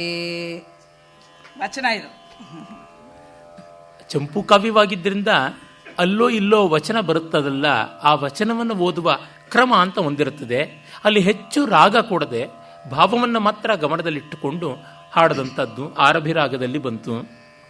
ಎಂದರಿದು ಮೌನಂ ಸರ್ವಾರ್ಥ ಸಾಧನಂ. ಇವನ ಜೊತೆಗೆ ವಾದ ಮಾಡಿ ಪ್ರಯೋಜನವಿಲ್ಲ, ಮೌನವೇ ಸರ್ವಾರ್ಥ ಸಾಧನ. ಈ ತಂಗಿಯ ಅನುಕೂಲ ವೃತ್ತಿಯು ಸ್ವಚ್ಛಂದಾನುವೃತ್ತಿಯು ಆಗಿ ಇವನು ಹೇಳಿದಂತೆ ಸಾಧುವಾದ ಮಾಡಿಕೊಂಡು ಇವನ ವಾಲ್ಲಭ್ಯವನ್ನು ಹಿಡಿದು ಇವನ ಸ್ವಚ್ಛಂದ ಅಂದರೆ ತನ್ನಿಚ್ಛೆ ಅನ್ನುವಂಥದ್ದೇನಿದೆ ಅದಕ್ಕೆ ಅನುವೃತ್ತಿಯಾಗಿ ಹೊಂದಿಕೊಂಡು ನಾನಿದ್ದು ನೆಗಳ್ದು ಆ ರೀತಿ ನಡೆದು ಎಂತುಂ ಆರಾಧ್ಯಂ ನ ಪ್ರಕೋಪಯೇತ್, ಒಡೆಯನನ್ನ ಮುನಿಸಿಕೊಳ್ಳುವಂತೆ ಮಾಡಬಾರದು, ಅವನನ್ನು ಎಂದೆಂದೂ ಕೂಡ ಲಾಲಿಸ್ತಲೇ ಇರಬೇಕು. ಹಾಗಾಗಿ ಆ ಕೆಲಸ ಮಾಡಿ ಮೌನಂಗೊಂಡು, ಮೌನ ಅಂದರೆ ಮೌನ, ತದ್ಭವರೂಪ ಸಂಜಯಂ ಕಿರಿದು ಬೇಗ ಮಿರ್ದು ಒಡನೊಡನೆ ಫಣಿರಾಜ ಕೇತನಂ ಯುದ್ಧ ಸನ್ನದ್ಧನಾಗಿ ನಡೆಯುವುದಂ ಕಂಡು, ಅವನು ಇನ್ನು ಯುದ್ಧಕ್ಕೆ ಹೊರಡ್ತೀನಿ ಅಂತ ಇರತಕ್ಕಂಥದ್ದು ಕಂಡು, ನಿಸರ್ಗಮೂರ್ಖನಂ ಸ್ವಭಾವ ದೃಢನಂ ಸ್ವಾಮಿಹಿತನು ಅಪ್ಪುದರಿಂದ ಇರಲಾರದೆ, ಇವನು ನಿಸರ್ಗ ಮೂರ್ಖ, by nature idiot, by nature adamant.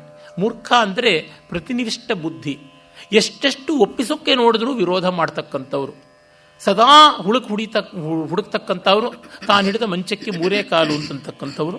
ಹಾಗಿರುವವರು ನಿಸರ್ಗ ಮೂರ್ಖರು, ಸ್ವಭಾವ ದೃಢ, ಶಠ, ಗಟ್ಟಿಯಾಗಿ ಅದೇ ಪಟ್ಟಿ ಹಿಡಿದು ನಿಲ್ತಾನೆ. ಹಾಗಿದ್ದರೂ ಸ್ವಾಮಿ ಹಿತ ಅವನು ಕಂಡುಕೊಂಡ ಕಾರಣ ಸಂಜಯ ಬರ್ತಾನೆ. ಗವಲ್ಗಣನ ಮಗ ಗಾವಲ್ಗಡಿ ಸಂಜಯ, ಅವನು ಧೃತರಾಷ್ಟ್ರನಿಗೆ ಸಾರಥಿ. ಗವಲ್ಗಣ ನಿವೃತ್ತನಾದ ಮೇಲೆ ಅವನಿಗೆ ಸಾರಥಿಯಾಗಿದ್ದ. ಆ ಕಾಲದಲ್ಲಿ ಸಾರಥಿಗಳೆಲ್ಲ ಪರ್ಸನಲ್ ಸೆಕ್ರೆಟರಿಗಳ ತರಹ ಕಾರ್ಯದರ್ಶಿಗಳಂತೆ ಇದ್ದವರು. ಅವನಿನ್ನೂ ಸ್ವಲ್ಪ ತರುಣ, ಹೋಲಿಸಿದರೆ ದುರ್ಯೋಧನನಿಗೆ ಹೆಚ್ಚು ಕಡಿಮೆ ಒಂದೇ ವಯಸ್ಸು ಅನ್ನಬಹುದು, ಅಥವಾ ಕೆಲವೊಂದು ವರ್ಷ ಕಡಿಮೆ ಅಂತ ಅನ್ನಬಹುದು. ಹಾಗಾಗಿ ಲೌಕಿಕವನ್ನು ಬಲ್ಲ, ಏನು ಅಪಸವ್ಯಗಳನ್ನು ನುಡಿಯಲಾರದೆ ಬರ್ತಾನೆ. ಹಾಗೆ ಬಂದಾಗ ಗಾಂಧಾರಿ ಧೃತರಾಷ್ಟ್ರರು ಮಗನನ್ನು ಹುಡುಕೊಂಡು ಬರ್ತಾರೆ. ಇದು ವೇಣಿ ಸಂಹಾರದಲ್ಲಿ ಬರುವಂಥದ್ದು. ವೇಣಿ ಸಂಹಾರದ 5ನೇ ಅಂಕದಲ್ಲಿ ಕಾಣಿಸಿಕೊಳ್ಳುತ್ತದೆ ಈ ಒಂದು ಮಾರ್ಮಿಕವಾದ ಸನ್ನಿವೇಶ. ಕುರುಡು ದಂಪತಿಗಳು ಪಾಪ ಮಗನನ್ನು ಅರಸಿಕೊಂಡು ಬರ್ತಾರೆ. ಆ ಸನ್ನಿವೇಶವನ್ನು ತೆಗೆದುಕೊಳ್ತಾನೆ. ತುಂಬ ಚೆನ್ನಾಗಿ ಈ ಭಾಗವನ್ನು ನಿರ್ವಾಹ ಮಾಡಿದ್ದಾನೆ. ಆದರೆ ಸನ್ನಿವೇಶ ಸ್ವಾರಸ್ಯಕ್ಕೆ ಮೂಲದ ಕವಿ ಭಟ್ಟನಾರಾಯಣನೇ ನಮಗೆ ಪ್ರಶಂಸನೀಯ. ಅದನ್ನು ತುಂಬ ಚೆನ್ನಾಗಿ ರಸೋಚಿತವಾಗಿ ಕನ್ನಡೀಕರಿಸಿ ತನ್ನ ಸತ್ವವನ್ನು ಸೇರಿಸಿಕೊಂಡಿದ್ದಾನೆ. ಯೋಜಕಸ್ತತ್ರ ದುರ್ಲಭ ಅಂತ ಹೇಳ್ತಾರಲ್ಲ, ಅದು ಬಹಳ ಮುಖ್ಯ. ಮತ್ತೆ ನಾಸ್ತ್ಯಚೋರ ಕವಿಜನ, ಕವಿಜನರು ಕಳ್ಳತನ ಮಾಡದೇ ಇರುವುದೇ ಇಲ್ಲ. ನಾಸ್ತ್ಯಚೋರೋ ವಣಿಗ್ಜನ, ವರ್ತಕರಾದರೂ ಮೋಸ ಮಾಡದೇ ಇರುವುದಿಲ್ಲ. ಆದರೆ ಯೋಜಾನಾತಿ ನಿಗೂಹಿತು, ಯಾರು ತಮ್ಮ ಮೂಲದ ಕಳ್ಳತನವನ್ನು ಮರೆಮಾಡುವಲ್ಲಿ ಸಮರ್ಥರಾಗ್ತಾರೋ ಅವರು ಪ್ರಶಂಸನೀಯರಾಗ್ತಾರೆ. ಹಾಗೆ ಇವನು ತನ್ನ ಕೌಶಲವನ್ನು ತೋರಿಸಿ ಸನ್ನಿವೇಶವನ್ನು ಕಳೆಯೇರಿಸಿದ್ದಾನೆ. ಆ ಪದ್ಯ ನೋಡಿ. ಪಡೆ ಪನ್ನಂದಕ್ಷ ಹಿಡಿಗೆ ಒಡೆಯನೇ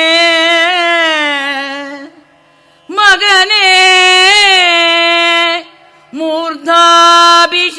ಮೂರ್ಧಾಭಿಷಿಕ್ತನೈಗಿ ಮೂರುಂ ಬೆಳ್ಗೊಡೆಯ ನಡುವಿರ್ಪನೀ ನಿರ್ದ ಎಡೆಯುಂ ಅದು ಯಮಗೆ ಅರಿಯದಂತೊಟು ಆದುದೇ ಮಗನೇ.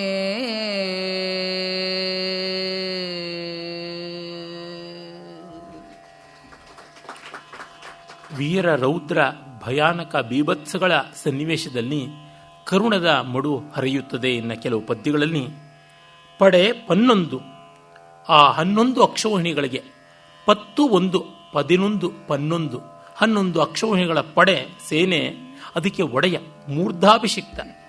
ದುರ್ಯೋಧನಿಗೆ ಯಾರೂ ಪಟ್ಟ ಕಟ್ಟಿರಲಿಲ್ಲ, ಆಮೇಲೆ ಅವನವನೇ ಅನೌನ್ಸ್ ಮಾಡಿಕೊಂಡಿದ್ದು ಅಷ್ಟೇನೆ.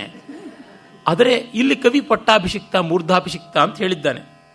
ಮೂರುಂ ಬೆಳ್ಗೊಡೆಯ ನಡುವಿರ್ಪ ನೀನ್, 3 ಬೆಳ್ಗೊಡೆಗಳು ಅವನ ತಲೆ ಮೇಲೆ ಇರ್ತಾ ಇತ್ತು ಅಂತ. ತಲೆ ತಿರುಗಿದಾಗ ಎಡಗಡೆಗೊಂದು ಬಲಗಡೆಗೊಂದು ಮಧ್ಯೆ ಒಂದು ಅಂತ ಇರಬೇಕು ಅನ್ಸುತ್ತೆ. ಮೂರುಂ ಬೆಳ್ಗೊಡೆಯ ನಡುವಿರ್ಪ ನೀನ್, ಇಂಥವನು ನೀನು ಅಂತ. ಕಾಂಬೋಡಿಯಾದಲ್ಲೆಲ್ಲ ಶಿಲ್ಪಗಳಲ್ಲಿ ಬರುತ್ತದೆ, ಅಲ್ಲಿಯ ರಾಜಾಧಿರಾಜರುಗಳಿಗೆ 15 ಬೆಳಗೊಡೆಗಳು ಇರ್ತಾ ಇದ್ವು ಅಂತ. ದುಡ್ಡು ಕಾಸು ಮತ್ತೆ ಕೊಡೆ ಹೊರೋರು ಇದ್ದರೆ ಎಷ್ಟು ಕೊಡೆ ಇಟ್ಕೋಬಹುದು. ಅಲ್ಪನಿಗೆ ಐಶ್ವರ್ಯ ಬಂದರೆ ಅರ್ಧರಾತ್ರದಲ್ಲಿ ಕೊಡೆ ಹಿಡ್ದ ಅಂತ ಗಾದೆ ಇದೆಯಲ್ಲ. ಅಬ್ಬರ ಮಾಡ್ಕೊಳ್ತಾನೆ. ಮೂರುಂ ಬೆಳ್ಗೊಡೆಯ ನಡುವಿರ್ಪ ನೀನ್, 3 ಬೆಳ್ಗೊಡೆಗಳ ನಡುವೆ ಇರತಕ್ಕಂಥ ನೀನು ಇದ್ದ ಎಡೆ ಎಮಗೆ ಅರಿಯದಂತೆ ಆದುದೆ, ಎಮಗೆ ಅರಿಯದಂತುಟೆ ಆದುದೆ. ಇಂಥ ನೀನು ಎಲ್ಲಿದೆಯಾ ಅಂತಲೂ ಗೊತ್ತಾಗದಂತೆ ನಮ್ಮ ಸ್ಥಿತಿ ಬಂತಲ್ಲ, ನಿನ್ನ ಸ್ಥಿತಿ ಬಂತಲ್ಲ ಅಂತ. 11 ಅಕ್ಷೋಣಿಯ ಸೇನೆಗೆ ಒಡೆಯ ಅಂದರೆ ಹೇಗಿರಬೇಕು, ಮೂರ್ಧಾಭಿಷಿಕ್ತ ಅಂದರೆ ಹೇಗಿರಬೇಕು, ಮತ್ತು ತ್ರಿಶ್ವೇತ ಛತ್ರಧಾರಿ ಅಂದರೆ ಹೇಗಿರಬೇಕು, ಅದೆಲ್ಲ ಹೋಗಿ ಹೀಗಾಯ್ತಲ್ಲ ನಿನ್ನ ಗತಿ ಅನ್ನುವ ಮೂಲಕವಾಗಿಯೇ ಅವನ ದುರ್ಗತಿಯನ್ನು ತೋರಿಸ್ತಾ ಇದ್ದಾರೆ.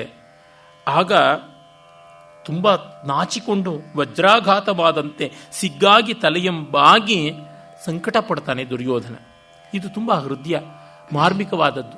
ಎಷ್ಟು ಕೆಟ್ಟವನಾದರೂ ಆ ಹೊತ್ತಿಗೆ ತಂದೆ ತಾಯಿಗಳು ತನ್ನ ದುಸ್ಥಿತಿಯನ್ನು ನೋಡಿ ಮರುಗುತ್ತಾರಲ್ಲ, ತಮ್ಮನ್ನೂ ಕಳ್ಕೊಂಡ ನನ್ನನ್ನು ಏನಂತಾರೋ ಅಂತ ಕಳವಳ ಪಟ್ಟಿದ್ದ ಸಂಕಟ ಪ್ರಾಮಾಣಿಕ.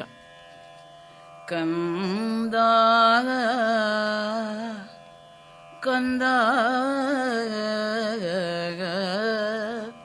ನಿಜಾನುಜರ್ ಎಲ್ಲಿದರ್ ಎಂದು ಎನ್ನಂ ಜನನಿ ಬಂದು ಬೆಸಗೊಂಡೊಡೆ.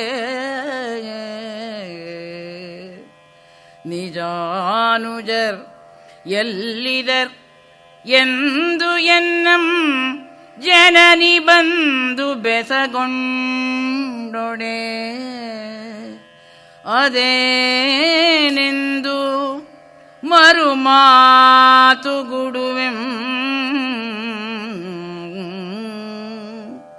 ಕೊಂದರ್ ಕೌಂತೆಯರ್ ಎಂದು ಭಿನ್ನೈಸುವೆನೋ ಕಂದ.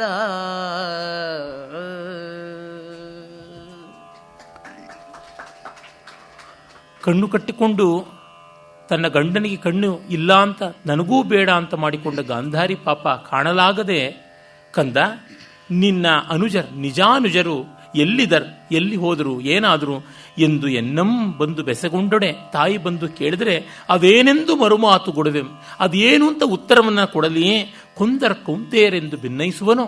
ಅಮ್ಮ ನಿನ್ನ 99 ಮಕ್ಕಳನ್ನು ದುಷ್ಟನಾದ ಭೀಮ ತಿಂದು ಬಿಟ್ಟ, ಕೊಂದು ಬಿಟ್ಟ ಅಂತ ಹೇಳೋದಕ್ಕಾಗುತ್ತದೆಯಾ? ಆ ಮಾತನ್ನು ಹೇಗೆ ಹೇಳಲಿ, ನೀನೇನು ಮಾಡ್ತಾ ಇದ್ದೆ ಅಂತ ಕೇಳೋದಿಲ್ವಾ ಅಂತಾನೆ. ಇದು ದೊಡ್ಡ ಕಷ್ಟ.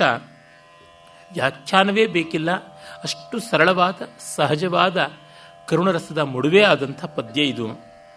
ಆಮೇಲೆ ಮೂರ್ಛೆನೂ ಹೋಗ್ತಾನೆ. ಮೂಲದಲ್ಲಿ ಕೂಡ ವೇಣಿ ಸಂಹಾರದಲ್ಲಿ ಮೂರ್ಛೆ ಹೋಗಿರ್ತಾನೆ, ಸಾರಥಿ ಅವನನ್ನು ಕರ್ಕೊಂಡು ಬರ್ತಾನೆ ಅಂತೆಲ್ಲ ಉಂಟು.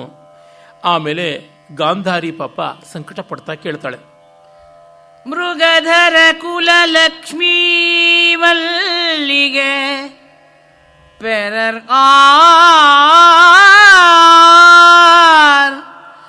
ನೀನೇ ಮುನ್ನ ಅಡರ್ಪೊಯನಲ್ ಇರ್ದೈ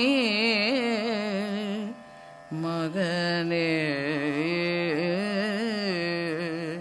ನೀನೇ ಮುನ್ನ ಅಡರ್ಪೊಯನಲ್ ಇರ್ದೈ ಲಯ ಕಾಲ ಭೀಮೋರಗನ್ ಉರಗ ಪತಾಕ ನಿನ್ನುಮಂ ನುಂಗಿದನೆ.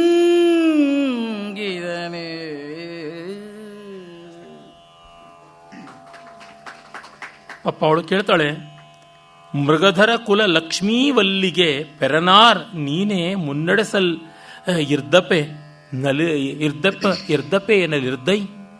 ನೀನೊಬ್ಬನೇ ಮೃಗಧರ ಕುಲ ಲಕ್ಷ್ಮೀ ವಲ್ಲಿಗೆ ಸಹಕಾರ, ಅದು ತಾತ್ಪರ್ಯ. ಮೃಗಧರ ಕುಲ ಅಂದರೆ ಚಂದ್ರಕುಲ, ಚಂದ್ರವಂಶ. ಆ ಚಂದ್ರಕುಲ ಲಕ್ಷ್ಮಿ ಅನ್ನುವ ವಲ್ಲಿಗೆ, ಬಳ್ಳಿಗೆ ನೀನೇ ಸಹಕಾರ ತರು, ಆಧಾರ ಎಷ್ಟಿ. ಮತ್ತು ಬೇಕಾಗಿರ್ತಕ್ಕಂಥ ರೀತಿಯಲ್ಲಿ ಚಪ್ಪರದಂತೆ ಇರತಕ್ಕಂಥವನು, ಅದು ಬಳಸಿಕೊಳ್ಳುವುದಕ್ಕೆ ನೀನೇ ಇರುವ ನಾಯಕ ನಾಥ. ಮುನ್ನಡಪಲ್ ಎನಲ್ ಇರ್ದೈ, ನೀನೇ ಮುನ್ನಡೆಸಬೇಕು ಅಂತೆಲ್ಲ ಇದ್ದೆ ಮಗನೇ. ಲಯಕಾಲ ಭೀಮೋರಗನ್ ಉರಗಪತಾಕನ್ ನಿನ್ನುಮಂ ನುಂಗಿದನೆ. ಅಯ್ಯೋ ನಿನ್ನನ್ನೂ ನುಂಗಿಬಿಟ್ನಾ ಆ ಭೀಮ. ನೀನು ಉರಗಪತಾಕ, ಅವನು ಲಯಕಾಲೋರಗ, ಅವನು ಕಾಲಸರ್ಪ ಭೀಮ, ಅವನು ನಿನ್ನನ್ನು ನುಂಗಿದನ ಅಂತ. ಭೀಮನನ್ನ ಉರಗ ಅಂತ ಕರೆದದ್ದು ತುಂಬ ಚೆನ್ನಾಗಿದೆ. ಹಾವು ಗುಳುಮ್ಮನೆ ಎಲ್ಲವನ್ನು ನುಂಗುತ್ತದೆ, ಅದು ಮತ್ತೆ ಲಯಕಾರಕವಾದಂಥ ಮಹಾಸರ್ಪ. ಜೊತೆಗೆ ಆ ಉರಗ ಪತಾಕ ಅಂತ. ದುರ್ಯೋಧನನನ್ನ ಸರ್ಪ ಧ್ವಜ ಅಂತ ಪಂಪಾದಿಗಳೆಲ್ಲ ಕರೆದಿದ್ದಾರೆ. ರನ್ನ ಅಂತೂ ತುಂಬ ಕಡೆ ಅವನ ಪನ್ನಗಕೇತನ, ದಂದಶೂಕ ಪತಾಕ, ಹೀಗೆ ಹಾವಿನ ಪರ್ಯಾಯ ಪದಗಳನ್ನೆಲ್ಲ ಬಳಸಿಕೊಂಡು ವರ್ಣಿಸಿದ್ದಾನೆ. ಅದು ನಮ್ಮ ಲೋಕದಲ್ಲಿ ಕೂಡ ತುಂಬ ಜನಜನಿತವಾಗಿದೆ. ಆದರೆ ವ್ಯಾಸರಲ್ಲಿ ನಾಗಧ್ವಜ ಅಂತ ಬರುತ್ತದೆ. ನಾಗ ಅಂದರೆ ಆನೆ ಮತ್ತು ಹಾವು ಎರಡೂ ಆಗುತ್ತದೆ. ಗಜಪುರ ಹಸ್ತಿನಾವತಿ ಅಂತಾಗಿದ್ದರಿಂದ ಆನೆಯೇ ಇರಬೇಕು ಅಂತ ಡಾಕ್ಟರ್ ಕೆ ಕೃಷ್ಣಮೂರ್ತಿಗಳು ಒಂದು ಲೇಖನವನ್ನು ಬರೆದು ಅದರೊಳಗೆ ತೋರ್ಪಡಿಸ್ತಾರೆ. ಅಲ್ಲಿ ಕನಕ ಕಿಂಕಿಣಿ ಅಲಂಕೃತವಾದ ನಾಗ ಅಂತ ಬರುತ್ತದೆ ಮೂಲದಲ್ಲಿ. ಅಂದರೆ ಬಂಗಾರದ ಗೆಜ್ಜೆಗಳಿಂದ ಅಲಂಕೃತವಾದದ್ದು ಅಂತ. ಆನೆಯನ್ನು ಗೆಜ್ಜೆ ಕಟ್ಟೆ ಅಲಂಕರಿಸ್ತಾರಲ್ಲದೆ ಹಾವನ್ನು ಅಲ್ಲ ಅಂತ. ಆದರೆ ದುರ್ಯೋಧನನ ಛಲ, ರೋಷ, ಕುಟಿಲತ್ವ ಇವೆಲ್ಲ ಹಾವು ತುಂಬ ಚೆನ್ನಾಗಿ ಸೂಚಿಸುತ್ತದಲ್ಲದೆ ಆನೆ ಅಲ್ಲ ಅಂತ ಇದೊಂದು ಪ್ರಕಾರಾಂತರ ಬಂತು. ಅದೇ ಪ್ರಸಿದ್ಧವಾಯಿತು. ಕೆಲವು ರಾಗಗಳಿಗೆ ಹಾಗೆ ಪೂರ್ವ ಗ್ರಂಥಗಳಲ್ಲಿ ಒಂದು ಸ್ವರಸ್ಥಾನ ಇರುತ್ತದೆ, ಆಮೇಲೆ ಬೇರೊಂದು ಬರುತ್ತದೆ. ವರಮು ಅಂತ ಒಂದು ರಾಗ, ಅಲ್ಲಿ ಇರುವ ಸ್ವರಸ್ಥಾನ ಬದಲಾಗಿ ಅದು ಹಿಂದುಳವಾಗಿದೆ. ಮನಸುಲೋನಿ ಮರ್ಮಮು ಅನ್ನುವ ತ್ಯಾಗರಾಜರ ಕೃತಿ ವರಮು ರಾಗದಲ್ಲಿ ಇರತಕ್ಕಂಥದ್ದು ಭಾಗ್ಯಶ್ರೀಯನ್ನು ಹೋಲ್ತಕ್ಕಂಥ ರಾಗವಾಗಿದೆ. ದೈವತ ವ್ಯತ್ಯಾಸ ಮಾಡಿ ಹಿಂದೋಳವಾಗಿದೆ. ಯಾಕೆಂದರೆ ಹಿಂದೋಳಕ್ಕೆ ತುಂಬ ಚೆನ್ನಾಗಿ ಒದಗಿ ಬರುತ್ತದೆ ಮತ್ತು ಆ ಸ್ವರಸ್ಥಾನ ಕ್ರಮೇಣ ಬದಲಾಗಿ ಜನಾದರಣೆಗೂ ಪಾತ್ರವಾಯಿತು. ಈ ಥರ ಎಷ್ಟೊಂದು ಉಂಟು. ಹೀಗೆ ಉತ್ತರೋತ್ತರ ಕವಿಗಳು, ಪೂರ್ವ ಕವಿಗಳು ಎಷ್ಟೇ ಪ್ರತಿಭಾಶಾಲಿಗಳಾಗಿದ್ದರೂ ಕೆಲವೊಮ್ಮೆ ಬದಲಾಯಿಸ್ತಾರೆ. ಕಾಳಿದಾಸನ ಶಾಕುಂತಲ ನಾಟಕವೇ ಇಂದು ನಮಗೆ ಲೋಕಪ್ರಸಿದ್ಧವಾಗಿಲ್ಲವೇ ಹಾಗೆ. ಮತ್ತೆ ಕೊನೆಗೆ ಅವಳು ಇನ್ನೊಂದು ದುಃಖವನ್ನು ಪಡ್ತಾಳೆ. ದುಶ್ಯಾಸನ ತೀರಿಕೊಂಡದ್ದನ್ನು ನೆನೆಸಿಕೊಂಡು ದುಃಖ ಪಡ್ತಾಳೆ. ಮತ್ತೆ ತಮಗೆ ನೀನೊಬ್ಬನೇ ಆಲಂಬನ ಅಂತ ದುರ್ಯೋಧನನ್ನ ಬೇಡಿಕೊಳ್ತಾಳೆ. ಯಮಗೆ ಅಂಧ ಎಷ್ಟಿಯಾಗಿದ್ದೆ ಮಗನೇ, ಮಗನೇ ಯಮಗೆ ಅಂಧ ಎಷ್ಟಿಯಾಗಿದ್ದೆ,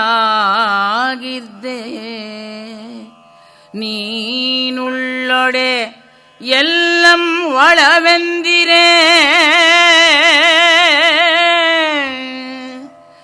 ನಿನ್ನು ಮಂಗಿರಿಸದೆ ಕುರುವಂಶ ಅನಿಮಿತ್ತರಿಪು ಪಾಶಪಾಣಿಯೇ, ಕುರುವಂಶ ಅನಿಮಿತ್ತರಿಪು ಪಾಶಪಾಣಿಯೇ, ನಿನ್ನು ಮನ್ ಸವಿ ನೋಡಿದನೇ.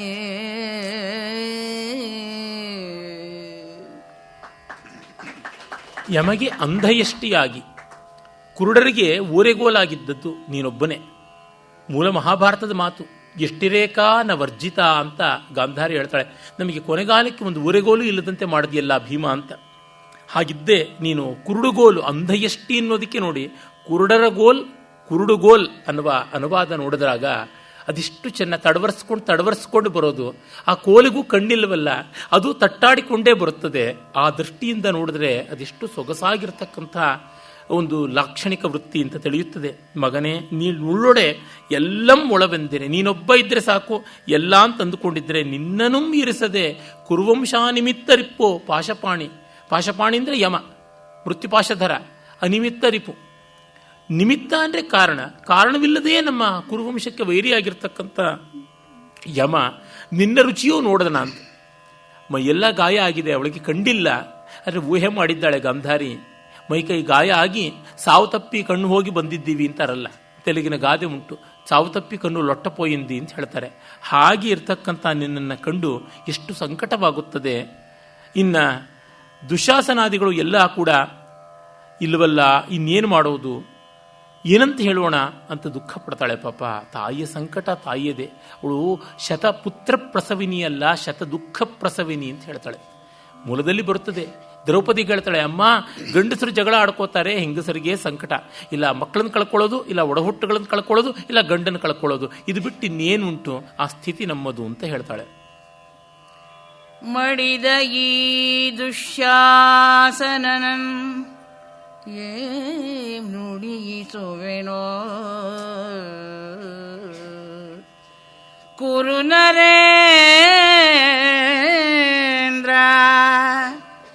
ಈ ದುಶ್ಯಾಸನನಂ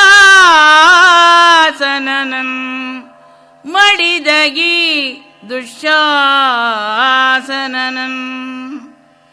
ನುಡಿಯಿಸುವನೋಗೆ ದುರ್ಮರ್ಷಣನ್ ಏ ನುಡಿಯಿಸುವನೋ ದುಷ್ಕರ್ಣಂ ನುಡಿಯಿಸುವನೋ ಏ ಕುರು ನರೇಂದ್ರ ನರೇಂದ್ರ ಕುರು ನರೇಂದ್ರ ನೀನು ಉಸಿರದಿಪ್ಪುದೇ ಮಗನೇ.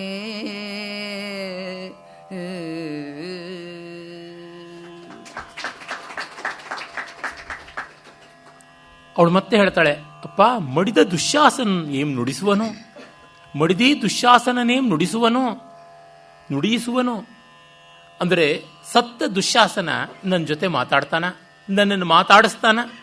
ಕುರುನರೇಂದ್ರ ದುರ್ಮರ್ಷಣನೇಂ ನುಡಿಯಿಸುವನು, ದುರ್ಯೋಧನ ಇನ್ನೊಬ್ಬ ನಿನ್ನ ತಮ್ಮ ದುರ್ಮರ್ಷಣ ಅವನು ನನ್ನ ಜೊತೆ ಮಾತಾಡಿ ನನ್ನನ್ನು ಮಾತಾಡಿಸುವಂತೆ ಮಾಡ್ತಾನ, ದುಷ್ಕರ್ಣ ಹಾಗೆ ಮಾಡ್ತಾನ. ನೀನು ಉಸಿರದೆ ಇರ್ಪುದೇ ಮಗನೇ. ಅವ್ರು ಯಾರು ಸತ್ತವರು ಎದ್ದು ಬರೋಲ್ಲ, ಮಾತಾಡಿಸೋಲ್ಲ, ಇರುವ ನೀನಾದರೂ ಮಾತಾಡಿಸಬೇಡವಾ ಅಂತ. ನೋಡಿ, ಏನೊಂದು ದೊಡ್ಡ ಅಲಂಕಾರಗಳ ಗೋಜೆ ಇಲ್ಲದಂತೆ ಕಾಣುತ್ತದೆ, ಆದರೆ ಅದೆಷ್ಟು ಚೆನ್ನಾಗಿ ರಸಪೋಷಕವಾಗಿದೆ.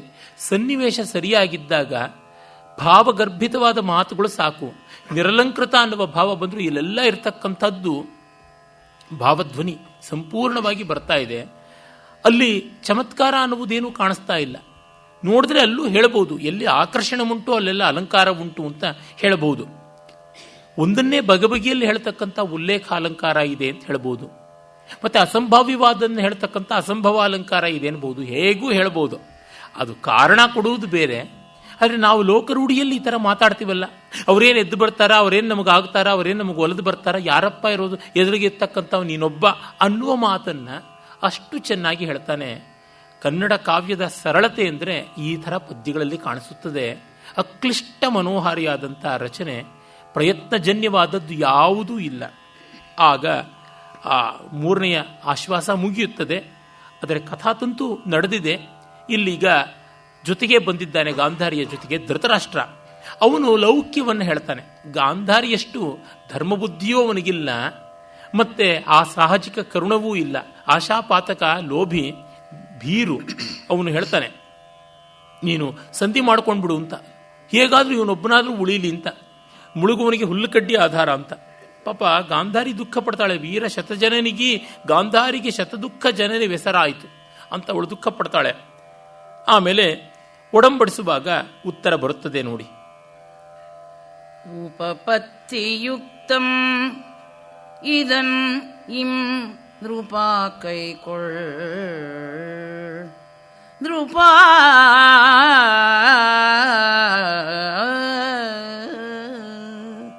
ನಿನ್ನ ತಂದೆ ಎಂದುದನ್ ಉಪಪತ್ತಿಯುಕ್ತಂ ಇದನ್ ಇಂ ಕೈಕೊಳ್ಳ ಎನೆ ಸಂಜಯಂ ಭೂಮಿಪನ್ ಎಂದಂ ನಿಮ್ಮಯ ಪೂರ್ವ ಪಕ್ಷಂ ಯಮಗೆ ಆದು ದೇವಲಂ ಸಿದ್ಧಾಂತಂ. ಏನು ಸೊಗಸಾದ ಬೆಹಾಗು! ಸಿಂಧು ಭೈರವಿಯ ಕರುಣೆಯಿಂದ ಬೆಹಾಗಿನ ಬೆಡಗಿಗೆ ಬಂದದ್ದಾಯಿತು. ಉಪಪತ್ತಿಯುಕ್ತಂ. ಸಂಜಯ ಹೇಳ್ತಾನೆ, ನೋಡಪ್ಪ, ನಿಮ್ಮ ತಂದೆ ಹೇಳ್ತಾ ಇದ್ದಾನೆ ಸಂಧಿ ಮಾಡ್ಕೊಂಡ್ಬಿಡು, ನೀನಾದರೂ ಒಬ್ಬ ಉಳಿತೀಯ ಅಂತ. ಸರ್ವನಾಶೇ ಸಮುತ್ಪನ್ನೆ ಅರ್ಧಂ ತ್ಯಜತಿ ಪಂಡಿತ. ಪಂಡಿತ ಅರ್ಧವನ್ನಾದರೂ ಬಿಟ್ಟು ಇನ್ನು ಉಳಿದರ್ಧ ಉಳಿಸ್ಕೊಳ್ಬೇಕು. ಹಾಗಾಗಿ ಅರ್ಧಂ ತ್ಯಜತಿ, ಬಿಟ್ಟಾಯಿತು ಮಕ್ಕಳನ್ನ, ನೀನೊಬ್ಬ ಇದೀಯಾ ಅಂತ. ನೃಪಾ ಕೈಕೊಳ್ಳು, ನೃಪ ಕೈಕೊಳ್ಳು, ಇನ್ನೇನು ರಾಜ ದುರ್ಯೋಧನ ಕೈಕೊಳ್ಳು, ನಿನ್ನ ತಂದೆ ಎಂದುದನ್ ನಿಮ್ಮಪ್ಪ ಕೊಟ್ಟ ಸಲಹೆ ನಡೆಸು. ಅಂದರೆ ನಿಮ್ಮಯ ಪೂರ್ವ ಪಕ್ಷಮು ಯಮಗಾದುದೆ ವಲಂ ಸಿದ್ಧಾಂತಂ. ನೀನು ಪೂರ್ವ ಪಕ್ಷ ಅಂತ ಏನು ಹೇಳ್ತಾ ಇದೆಯಲ್ಲ, ಉಳಿದಿದ್ಯಾ ನಡೆಸ್ಕೋ ಅಂತ, ನಮಗದೇ ಸಿದ್ಧಾಂತ, ನಡೆಸ್ಕೋತೀನಿ ನಾನು ಏನನ್ನ, ಯುದ್ಧವನ್ನ ಅಂತ ಹೇಳ್ತಾನೆ. ಅದಕ್ಕೆ ಕೊಡ್ತಕ್ಕಂಥ ಉಪಪತ್ತಿ ಮುಂದೆ ತುಂಬ ಚೆನ್ನಾಗಿದೆ, ಬಹಳ ಸೊಗಸಾಗಿರ್ತಕ್ಕಂಥ ಪದ್ಯ. ಅದನ್ನು ನೋಡೋಣ. ತನ್ನ ಒಡ ಹುಟ್ಟಿದರ್ பெசர நால்வருள் ஒருவரும் இல்லதிர்தடம் ತನ್ನ ಅಸುವಂ ನಿವೇದಿಸುವನ್ ಅಗ್ನಿಗೆ ಧರ್ಮತನೂಜನು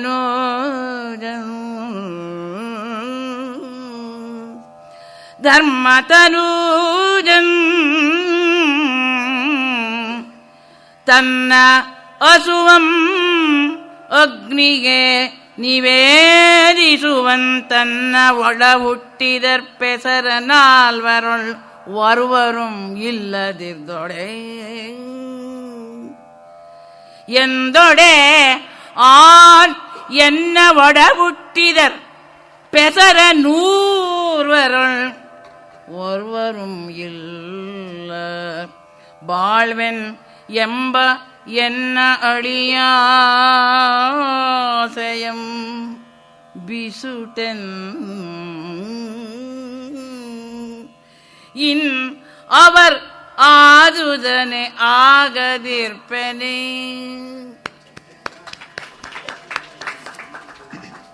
ಭಾಷಾಂಗರಾಗ ಇದು ಬೆಹಗು ಎಳ್ಕೊಂಡು ಹೋಗ್ತಾ ಇರುತ್ತೆ. ಅದನ್ನು ನಿಲ್ಲಿಸಿ ಸಂಭಾಷಣೆಯ ರೂಪದಲ್ಲಿ ಗೆಲ್ಲಿಸ್ತಕ್ಕಂಥದ್ದು ತುಂಬಾ ಕಷ್ಟ. ಬಹಳ ಸೊಗಸಾಗಿ ವಾಚನ ಮಾಡಿದ್ರು. ತನ್ನೊಡ ಹುಟ್ಟಿದರ್ ಪೆಸರ ನಾಲ್ವರೊಳ್ ವರ್ವನೂ ಇಲ್ಲದಿರ್ದೊಡೆ ತನ್ನ ಅಸುವಂ ಅಗ್ನಿಗೆ ನಿವೇದಿಸುವೆಂ ಎಂದ ಧರ್ಮಸುತಂ. ತನ್ನ ಜೊತೆ ಹುಟ್ಟಿದಂಥವರು ಹೆಸರಿಡ ಹೇಳತಕ್ಕಂಥ ನಾಲ್ವರು ಅಂತ ಹೆಸರಿಡಿದು ಮೆಚ್ಚಬೇಕಾದಂಥ ತಮ್ಮಂದಿರು ನಾಲ್ವರು, ಭೀಮಾರ್ಜುನ ನಕುಲ ಸಹದೇವರು. ಅವರಲ್ಲಿ ಒಬ್ಬ ಯುದ್ಧದಲ್ಲಿ ಸತ್ತರೂ ತಾನು ಬೆಂಕಿಗೆ ಬೀಳ್ತೀನಿ ಅಂತ ಪ್ರತಿಜ್ಞೆ ಮಾಡಿದ್ದ ಧರ್ಮರಾಜ. ಎನ್ನೊಡ ಹುಟ್ಟಿದರ್ ಪೆಸರ ನೂರ್ವರು, ಅಷ್ಟನ್ನು ಮತ್ತೆ ಪುನರುಕ್ತ ಮಾಡುವ ರೀತಿಯಲ್ಲಿ ತನ್ನೊಡ ಹುಟ್ಟಿದರ್ ಪೆಸರ ನಾಲ್ವರೊಳ್ ನನ್ನೊಡ ಹುಟ್ಟಿದರ್ ಪೆಸರ ನೂರ್ವರೊಳ್. ಪದ್ಯ ರಚನೆಯಲ್ಲಿ ಎಷ್ಟೆಷ್ಟೆಲ್ಲ ಎತ್ತುಗಡೆಗಳುಂಟು, ಏನೆಲ್ಲ ಸೊಗಸುಂಟು. ದುರ್ದೈವ ನಮ್ಮ ಕಾವ್ಯ ವಾಚನ ವ್ಯಾಖ್ಯಾನದಲ್ಲಿ ಕತೆ ಹೇಳ್ತಕ್ಕಂಥ ವ್ಯಾಖ್ಯಾನಕಾರರು ಜಾಸ್ತಿ ಇದ್ದಾರೆ. ಪದ್ಯ ರಚನಾ ಶಿಲ್ಪವನ್ನು ತೋರಿಸ್ತಕ್ಕಂಥವ್ರು ತುಂಬ ಕಡಿಮೆ ಆಗಿಬಿಟ್ಟಿದ್ದಾರೆ. ಮಹಾಕವಿಯ ಸ್ವಾರಸ್ಯವನ್ನು ಅಲ್ಲಿ ಕಾಣಿಸಬೇಕು. ಕತೆ ಹೇಳೋದಕ್ಕೇನು, ಅಜ್ಜಿ ತಾತಂದ್ರಾದ ಮೇಲೆ ಎಲ್ಲ ಮೊಮ್ಮಕ್ಕಳಿಗೂ ಹೇಳಬಹುದು, ಇದ್ದೇ ಇರುತ್ತದೆ. ಇಲ್ಲ ಪಾರ್ಕಲ್ಲೂ ರಸ್ತೆ ಪಕ್ಕ ನಾವು ಕೂತ್ಕೊಂಡು ತಮ್ಮ ಸಹವಯಸ್ಕರಾದಂಥ ವೃದ್ಧೆಯರ ಜೊತೆಗೆ ಕಾಡು ಮೇಡು ಕಥೆಗಳನ್ನು ಹೇಳ್ಕೊಳ್ಬಹುದು. ಇಲ್ಲಿ ನೋಡಿ ಅಷ್ಟನ್ನು ಪುನರುಕ್ತ ಮಾಡ್ತಾ ಇದ್ದಾನೆ. ಹಾಗೆ ಮಾಡಿ ಹೀಗೆ ಮಾಡಿ ಇಲ್ಲಿ ತೋರಿಸ್ತಕ್ಕಂಥ ವಿಷಮಾಲಂಕಾರ ಎಷ್ಟು ಚೆನ್ನಾಗಿದೆ. ನನ್ನೊಡ ಹುಟ್ಟಿದರ ಪೆಸರ ನೂರ್ವರೊಳ್ ವರ್ವರೂ ಇಲ್ಲ, ಒಬ್ಬರೂ ಇಲ್ಲ, ಆದರೂ ನಾನು ದೆವ್ವದಂಗೆ ಗೂಟ ಹೊಡ್ಕೊಂಡು ಕೂತಿದ್ದೀನಿ. ಬಾಳ್ವೆನೆಂಬ ಎನ್ನ ಅಳಿಯಾಸೆಯಂ, ಅಳಿಯಾಸೆ ಅಂತಂದ್ರೆ ಕೀಳಾದ ಆಸೆ, ಕೆಟ್ಟ ಆಸೆಯನ್ನ ಬಿಸುಟೆನ್, ಅದನ್ನು ನಾನು ಬಿಸಾಕಿದ್ದೀನಿ. ಅವರಾದುದು ಆಗದಿರ್ಪೇನೆ, ಅವರಾದದ್ದನ್ನು ನಾನು ಆಗದೆ ಇರ್ತೀನ ಅಂದರೆ ಅವರಂತೆ ನಾನು ಸಾಯ್ತೀನಿ ಅಂತ, ಸಾಯಬೇಕು ಅಂತ. ವಾಲ್ಮೀಕಿ ರಾಮಾಯಣದಲ್ಲಿ ಬರ್ತದೆ, ಜೇತವ್ಯ ಮಿತಿ ರಾಮ ಮರ್ತವ್ಯ ಮಿತಿ ರಾವಣ ಅಂತ. ಗೆಲ್ಲಬೇಕು ಅಂತ ರಾಮ, ಸಾಯಬೇಕು ಅಂತ ರಾವಣ ಯುದ್ಧ ಮಾಡಿದ್ದು ಅಂತ. ಒಂದು ಕೊನೆ ಹಂತಕ್ಕೆ ಬಂದಾಗ ಫೈಟ್ ಕೊಡೋದಷ್ಟೇ ಮುಖ್ಯ, ವಿಕೆಟ್ ಎಷ್ಟೇ ಎದ್ದೋದ್ರೂ ಪರವಾಗಿಲ್ಲ ಅಂತ ಆಡ್ತಾರಲ್ಲ, ಅದು ಸ್ಪೋರ್ಟ್ಸ್ಮನ್ ಸ್ಪಿರಿಟ್. ಹಾಗೆ ಬಂದುಬಿಡ್ತದೆ. ಬಿಸುಟೆನ್ ಇನ್ನೇನಾದರೂ ಮಾಡಿಯೇ ಮಾಡ್ತೀನಿ ಅಂತ ಅವನು ತನ್ನ ಸಾಧನೆ ಛಲವನ್ನ ಹೇಳ್ಕೊತಾನೆ.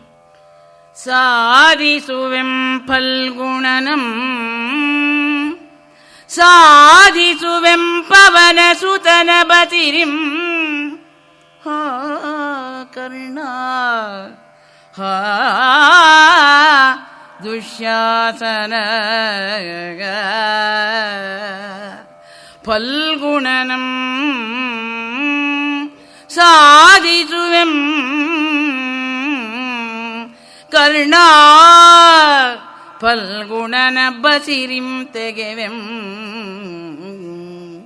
ಪವನ ಸುತನ ಬಸಿರಿಂ ದುಶಾಸನ ತೆಗೆವೆಂ ಸಾಧಿಸುವೆಂ. ಸಾಧಿಸಿದ ಇಂಬಳಿಕೆ ಸಾಧಿಸಿದಿಂಬಳಿಕೆ ಯಮಜನೊಳ್ ಪುದು ಮಾಡ್ವೆಂ. ನಾನು ಸಾಧಿಸ್ತೀನಿ ಅಂತ ಹಠ ಮಾಡ್ಕೊಂಡು ಹೇಳ್ತಾನೆ. ಫಲ್ಗುಣನಂ ಸಾಧಿಸುವೆಂ.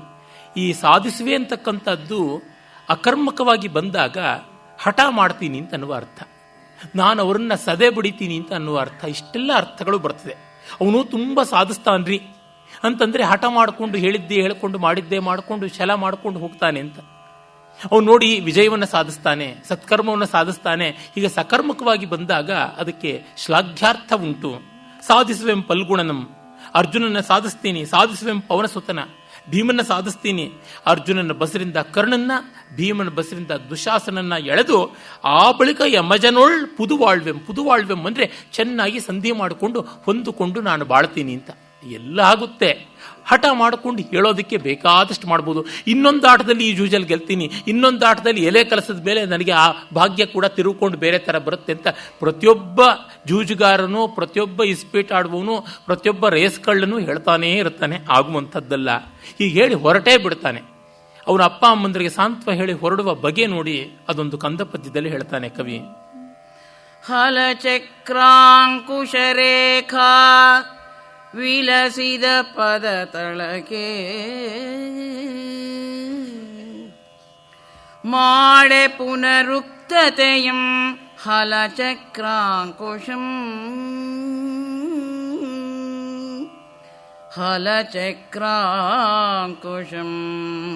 ಪುನರುಕ್ತತೆಯಂ ಹಲಚಕ್ರಾಂಕುಶರೇಖಾ ವಿಲಸಿತ ಪದ ತಳಕೆ ಮಾಡೆ ಆ ಕುರುಕುಲಜಂ ಕುಸಿದು ಮೆಲ್ಲ ಮೆಲ್ಲನೆ ನಡೆದಂ.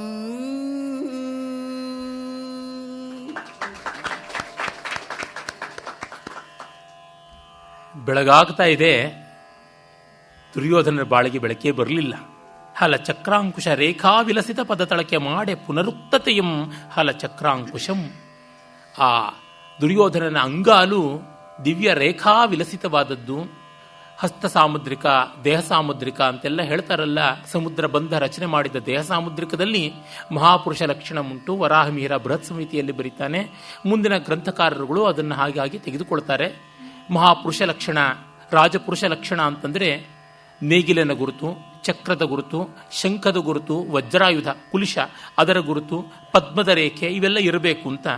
ಹಲ, ಚಕ್ರ, ಅಂಕುಶ ಇತ್ಯಾದಿ ರೇಖೆಗಳಿಂದ ಈಗಾಗಲೇ ಅಲಂಕೃತವಾದ ಅವನ ರಾಜ ಲಾಂಛನದ ಪಾದ ಅದು ನಡೀತಾ ಇದ್ರೆ ಬರಿಗಾಲು ಸಾಗ್ತಾ ಇದ್ದಾನೆ ರಣರಂಗದಲ್ಲಿ. ಅಲ್ಲಿ ನೇಗಿಲು ಮುರಿದು ಬಿದ್ದಿದೆ, ಚಕ್ರಗಳು ಮುರಿದು ಬಿದ್ದಿವೆ, ಅಂಕುಶಗಳು ಮುರಿದು ಬಿದ್ದಿವೆ. ಅವುಗಳು ಇವನ ಕಾಲಿಗೆ ಒತ್ತುಕೊಂಡು ತಮ್ಮ ರೂಪವನ್ನು ಕೊಡ್ತಾ ಇವೆ, ಕೆತ್ತುತ್ತಾ ಇವೆ.